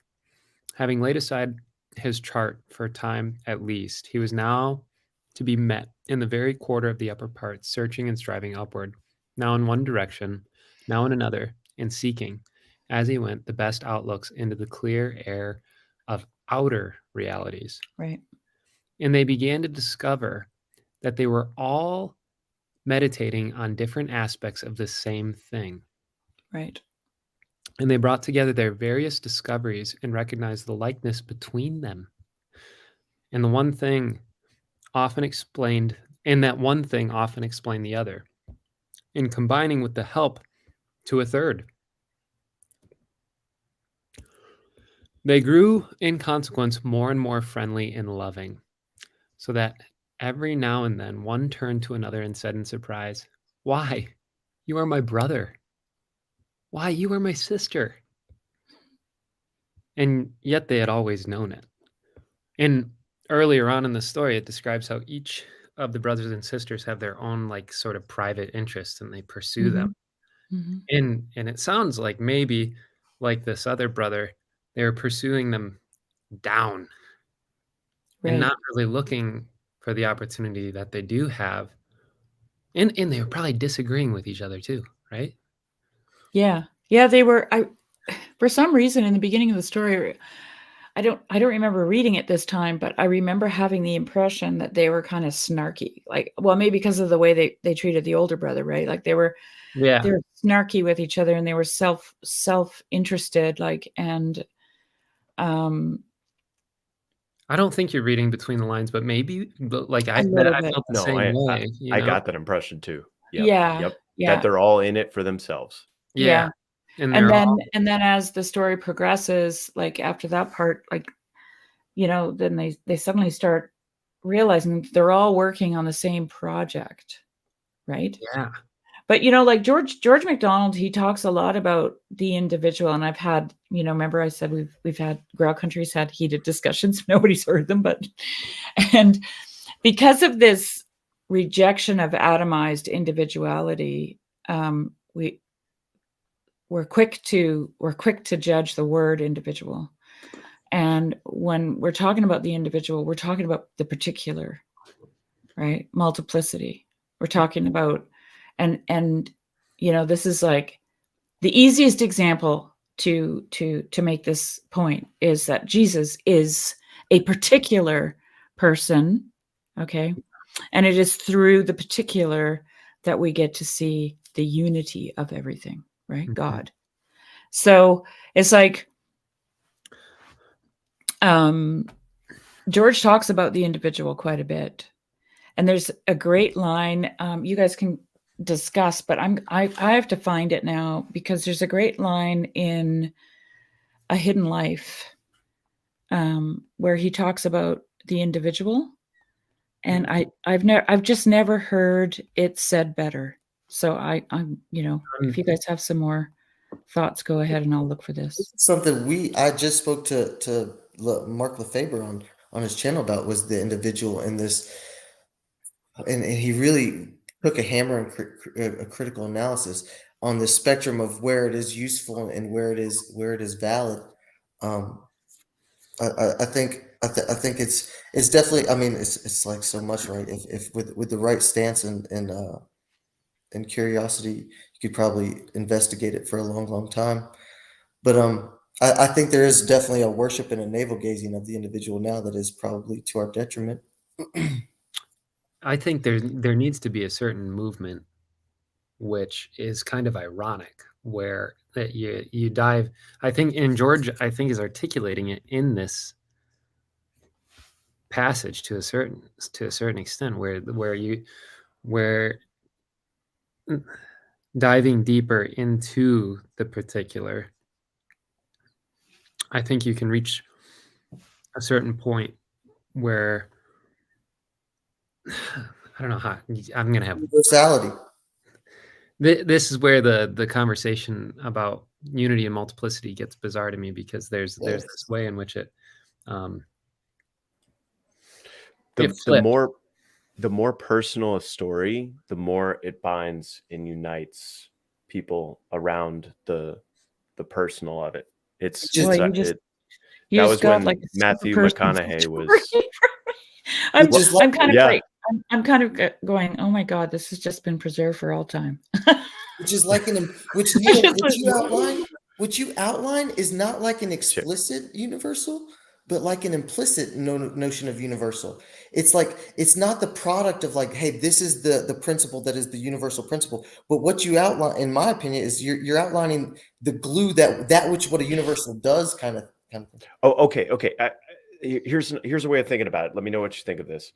So the sin in the Garden of Eden is, well, A, they disobey God, but then B, they hide from God. So it's the exact opposite of intimacy with Almighty. Like they're hiding themselves from the Lord, and they're saying, I'm afraid of being judged. I'm afraid of showing my true self, my story, who I am, let's say. And so the opposite of that sin is saying, well, to God, but also to each other, to say, here I am in my nakedness. Here I am in this is me, in the most personal, in the depths of me. And I'm willingly being vulnerable to others and I'm consciously making that vulnerable choice. And in that conscious vulnerability, we are bound not through this is where it gets hard. It's through our like finitude. I believe the Holy Spirit enters in at that moment. That's when God makes his move. Well, I'll just say about the voluntary story. Vulnerability. Yeah, and about the story, anywhere where the wind is in that house, Oh yeah. that's the Holy Spirit, okay? In that story. So you can go back and just glean those moments where the Holy Spirit is working in that story and what it's doing. But so I wanted to just read this. It's a short little excerpt from A Hidden Life. And I mean, I'm so happy that I found this poem from him because it's really opened up almost all of his work to me. So it's about a man who just he could have gone to he went to university and everything, but he gave it all up and he went back to the family farm and he worked on the family farm, and people were like, "Oh, you have such great gifts, you should have." And he's like, "No, I'm just gonna do this." Because he was his father's only son, and his father wanted him to come, but wouldn't have asked him to, right? So he says, they knew not. Oh no, when he spoke, and this is the main character, when he spoke, his word had all the force of deeds that lay unsaid within him. To be good is more than holy words or definite acts, embodying itself unconsciously in simple forms of human helpfulness, an understanding of the need that prays. And when he read the weary tales of crime and wretchedness and white-faced children sad with hunger and neglect and cruel words, he would walk sadly for an afternoon, with head down bent and pondering footsteps slow, and to himself conclude, the best I can do for the great world is just the best I can do for this, my world. The influence will go in widening circles to the darksome lanes in London's self. And then a philanthropist says pompously, with your great gifts, you ought to work for the great world, not spend yourself on common labors like a common man. He answers him, the world is in God's hands. This part he gives to me, for which my past, built up on loves inherited, has made me fittest. Neither will he let me think primeval, godlike work too low to need. For its perfection, manhood's noblest power and deepest knowledge far beyond my gifts. And for the crowds of men, in whom a soul cries through the windows of their hollow eyes, forbear humanity and leave to grow, would I could help them. But all crowds are made of individuals, and their grief and pain and thirst and hunger are of the one, not of the many. And the power that helps enters the individual and extends from there in 1,000 gentle influences to other hearts. It is not made one's own by laying hold of an allotted share of general good divided faithfully. Now here I labor whole upon the place where they have known me from my childhood up.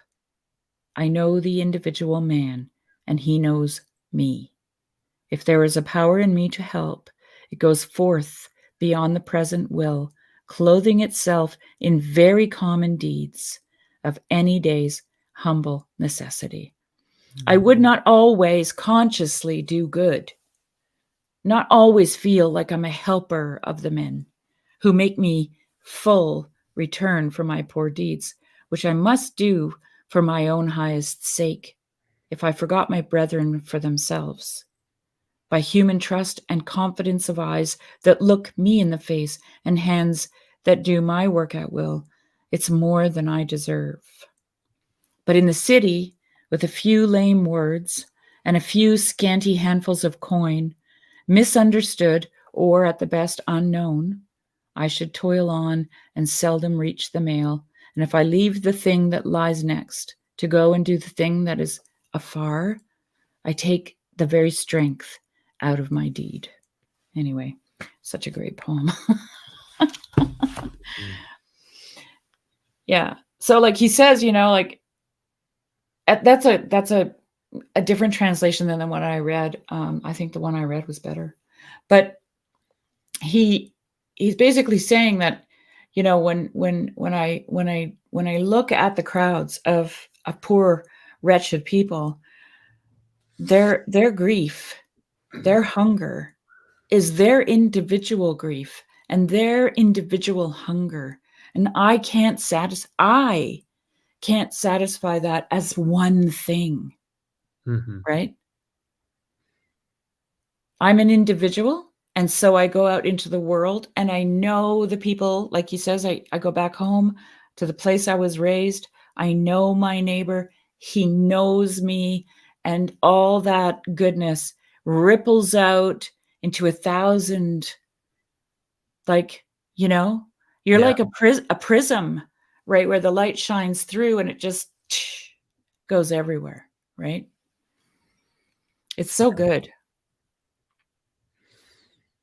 Yeah, and so many people would disagree with this, right? Because of the idea of atomized individuality, but it's not that kind of individuality. It's like what George talks about, even in the essay that we read the last 2 days, is this: do what is put before you, right? You have to be a burning bush. You need to let your light shine. You need to have those conversations with God, because it's only through you that you are the prism, right? And so it's through you that light expands out into those thousandfold. I think the key is the participation in something larger. There is once the individual is participating in something larger. I think you've reached the balance and the golden mean there.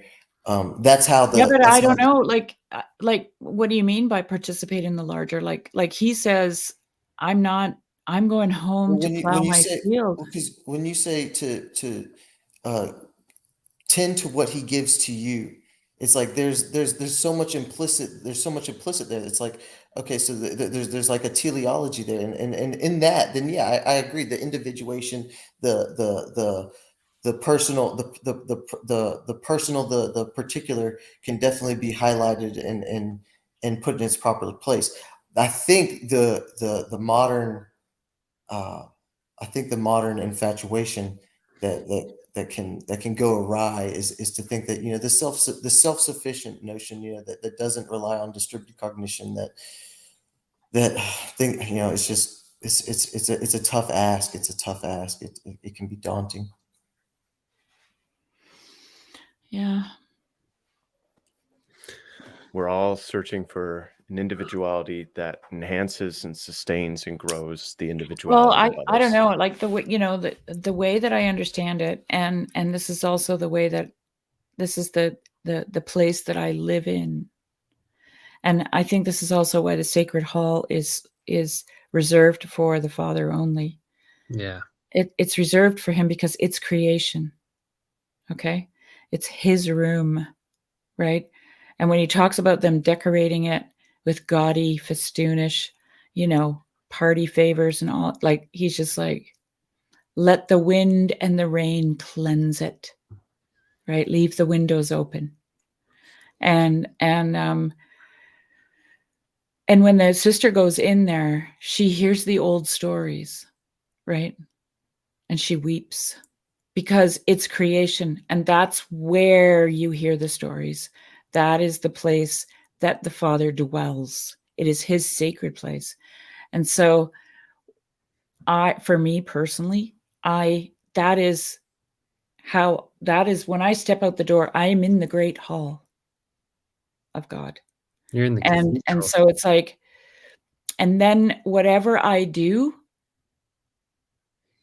is rippling out, right? It's rippling out because I'm in a sacred space, and everything that I do is, and I'm not saying I'm a saint, okay? Like, please don't get me wrong. And I'm not like over pious or religious.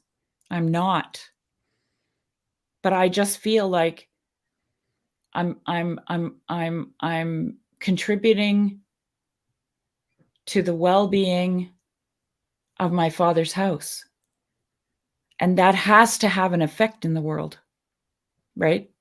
It has to. And just to give you your credit, I think you're exemplifying it in this moment, in your participation in this corner. I mean, you're shining your light. You're tending Yeah. to what he has given you. You're I mean, Sherry, your voice is so unique and so I mean, again, I don't want to sit here and love bomb you extremely, but I mean, you are one of the, I mean, the facts are the facts, Jack. It's like, you know, I will be, here's the thing, as the extrovert, I will be the one to tell you. So it's like, you're doing the thing that you're harping on right now is that, you know, you've found your kind of unique voice. And what I think is that because here's where my philosophical kind of, uh, you know, navel gazing goes awry with it. Is like, is there a uniqueness just for itself, and is that good or bad? And it's like, I think when the uniqueness is aimed into this higher good, is aimed to participate in this in a larger community that is maybe doing its own unique, you know, in this fractal nation, you know, in this mysterious, let me just surrender in this mysterious nature, you know, participating in something bigger. I think you're nailing it. I think you're exemplifying Well, it. you know, like in that dream when I said to that little man, what's your name? He says Picasso. But I don't get the sense that he's actually Picasso. But when you hear the name Picasso, Sherry, what feelings, emotions does that bring forth? Is it an admiration? Is it I never even liked awe? Is it Picasso. interesting? It's just a Okay, stumble. so that's I was a relevant. little bit of That's a relevant. pessimist, Yes, the you know? physiological response. Yes. But he was super colorful. And so was Picasso, like the little man. He was super colorful, right? But he was like a collective Picasso, not the man, but the name Picasso to me was like, it was like a conglomeration of art. It was like all of art just sucked into a little I was just gonna thing. I was just gonna offer what a rainbow colorful Picasso symbolizes to me is a very good symbol of like modern art, right? Of like a modern contemporary creative spirit could perhaps be. I mean, that's where my intuition goes. Is, you know, this some kind of modern you know, art. Well, I mean, the whole scene, the whole dream was it was actually very Beetlejuicy. You know, Interesting. it's kind of Beetlejuice. Kind of postmoderny, the story beyond the story, maybe. It was like absurd. Well, and honestly, I came in right when you were starting to talk about the dream, and I thought it was just so funny and hilarious. I was just like, this is so perfect. One of the most mysterious interfaces we have with this mysterious reality, that Sherry's always talking about the mysterious nature, and this is where I jump in the stream as we're talking about dreams. I loved it. You know, the poofing, the disappearance of Picasso, that gave me a Rumpelstiltskin feel. Like once you named him, poof, There was, like yes, the actually, power was yeah. gone. Yes. Well, in a spiritual The too. naming, so that it's the naming thing that we're talking about. Naming is framing. It's like, oh, Right. then this thing is that. Then poof, the power of it is gone, or it gets absorbed back into the overall house, which is you. Okay. That's interesting, Honestly, actually. I think that lesson can be learned in so many aspects and so many different instantiations, just because, again, not to sound repetitive, but again, because of how mysterious reality is, it can just be this re-emphasis of just like, you know, hey, here it is, and as soon as you think you got a grip on it and name it, there it goes. It's like, no, no, here it is, Matthew. And Sherry is very intuitive, so she'll know if something resonates. And so I had this dream once in my life where the interpretation I came up with immediately after made me more uncomfortable than I'd ever been. And when I was that uncomfortable with the interpretation, I was like, fuck, that interpretation's right. Fuck. Like, that's seriously where I was, because like I couldn't escape the feeling of dread. Well, no, and I've experienced painful truths like that. Painful truths like that. So. Mm-hmm. Thoughts, Luke? You're so quiet. You're gonna fall asleep on us. I really am. I literally had tea before this. I thought, oh yeah, this is a good idea. Tea with valerian root. Oh, I had a coffee. That's exactly what I should have brewed. It's not even that late here. It's like 8:30 or whatever. I don't know what time it is. I can't see. Yeah. Well, I enjoy these conversations so much. Yeah. Well, I didn't mean to just dump all that. Like, I feel kind of bad. No, it was very cool. I loved that. It was so good. I am not a good dream interpreter. I never have been. Well, I am actually a pretty good dream interpreter. I've had a few people close to me come and say, "Could you tell me what this?" Yeah, I don't even remember most of my dreams. Well, honestly, if I may, I'll just tell you something. Like I mentioned this the other day, that I'm very empathetic, right? Mm-hmm. And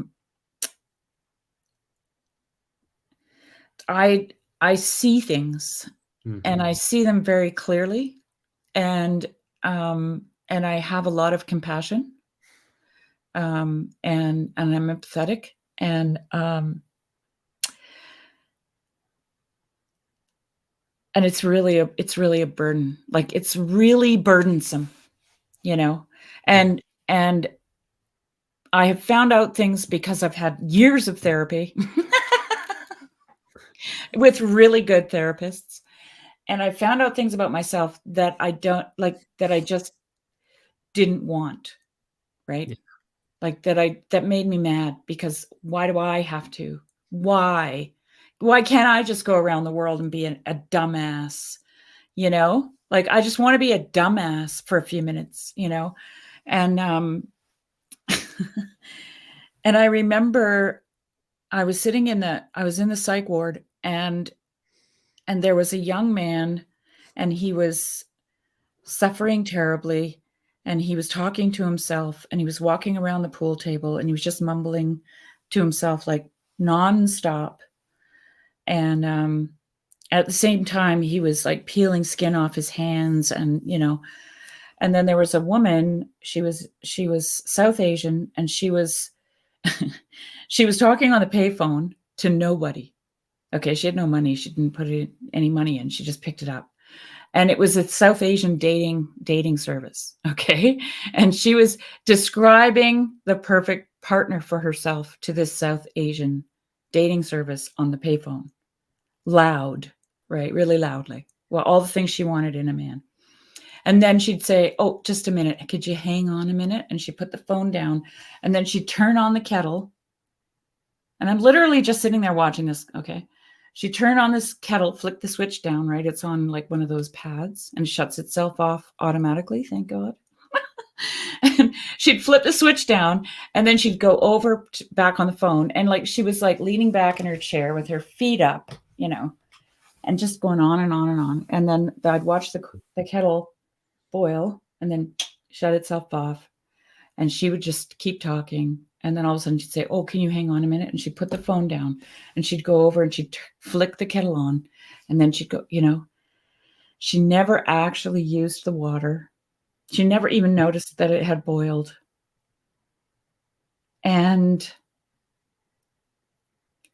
then, and I'm sitting on the couch, and I said to God, "Okay, I've had enough. I can't see any of this anymore." Just, because I asked him for wisdom when I was a little kid, right? And I said, "Can you just stop it? Can you shut it off?" Because it was just too much. Yeah.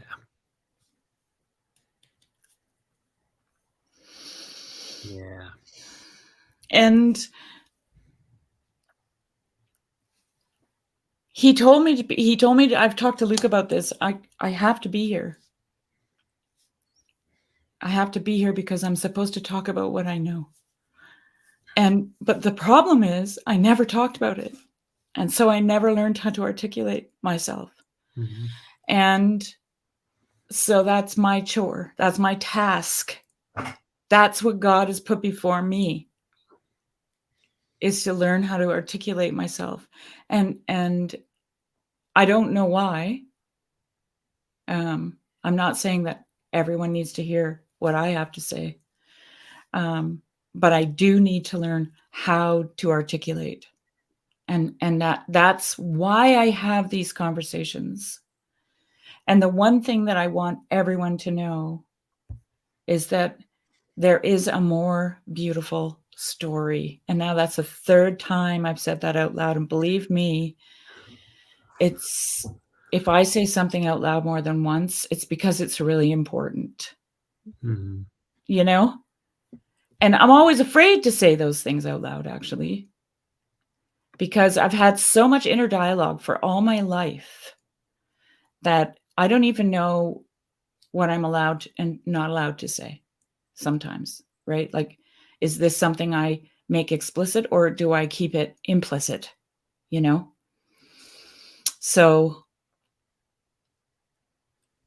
I think that can only be discerned through prayer. absolutely. And that's for me, like, people have, when I first joined the Discord, I remember people would say, how do you pray? How do you pray? I'm like, don't ask me, because I don't actually pray. I'm just talking to God all day long. That's what I do. Like, I don't do this. Sherry, I hate to break it to you, but that is prayer. That is prayer. That's St. Paul saying, "Pray without ceasing." And that's probably living pretty close to God. So that's probably pretty okay. Yeah. But it's, Turn it off. I just want to, when I told you that story about me watching those two people in the psych ward, I'm telling you that story because I wouldn't wish this on anyone. Okay. Honestly, I would not. It is not a joyride. Believe me. I'm very positive. I love God. I love everyone. I want people to be happy. I want people to know that this is a more beautiful story, but I feel like I've lived through hell.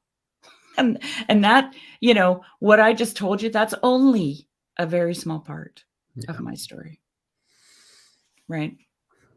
So, well, keep sharing it and keep articulating yourself. Well, only if it's helpful, like, to people. It is. Mm-hmm. Good. Thank you.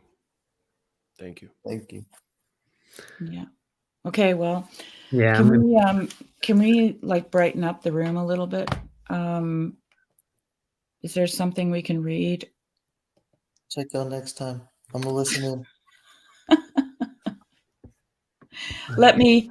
I want to find. Let me read. Read something, and I want to find a particular dream that Jung had and read that because it's fascinating. But yeah, go ahead, Sherry. Well, I just was gonna say, let's. What's going on here? I have an ad. I know. I keep getting them too on that page. I'm gonna probably need to step out here quick. Well, I'm just gonna finish this up. I'm just gonna read this. I found it, by the way. Often at sunrise might be heard their hymn. I might not be able to get through it, so if I don't, would you please take over? It's the very last 3 paragraphs. Somebody. Often at sunrise might be heard their hymn of praise to their unseen Father, whom they felt to be near, though they saw him not. Some words thereof once reached my ear through the folds of the music in which they floated, as in an upward snowstorm of sweet sounds.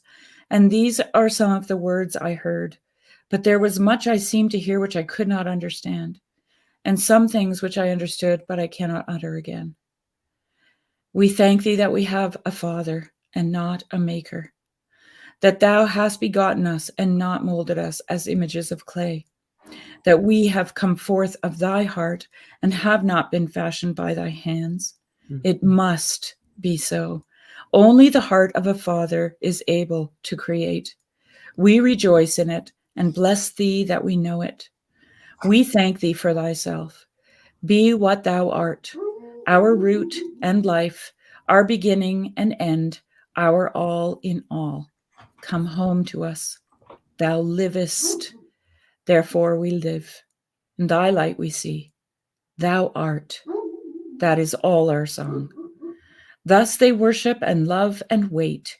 Their hope and expectation grow ever stronger and brighter, that one day, ere long, the Father will show himself amongst them, and thenceforth dwell in his own house forevermore.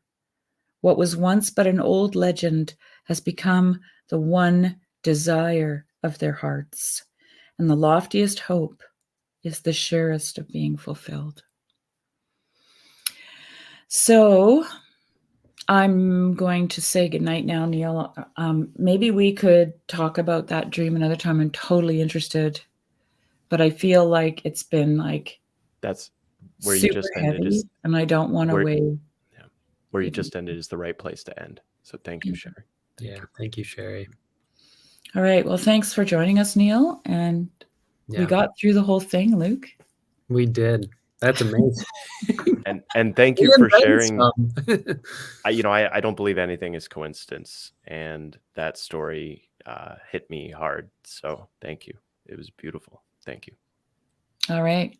Well, we're planning to come back next Friday with something else. Yeah. We have like things up our sleeve.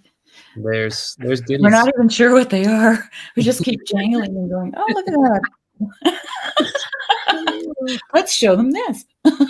Yeah. But it's good. God is in it, I think. Yeah, me too. All right. Hey, Neil, it was good to meet you and be on Luke, you too. See your face and all that. Yeah, you too. Hope to talk to you more. Yeah, that'd be great. Talk soon. Yeah. All right. Good night, guys. Good night.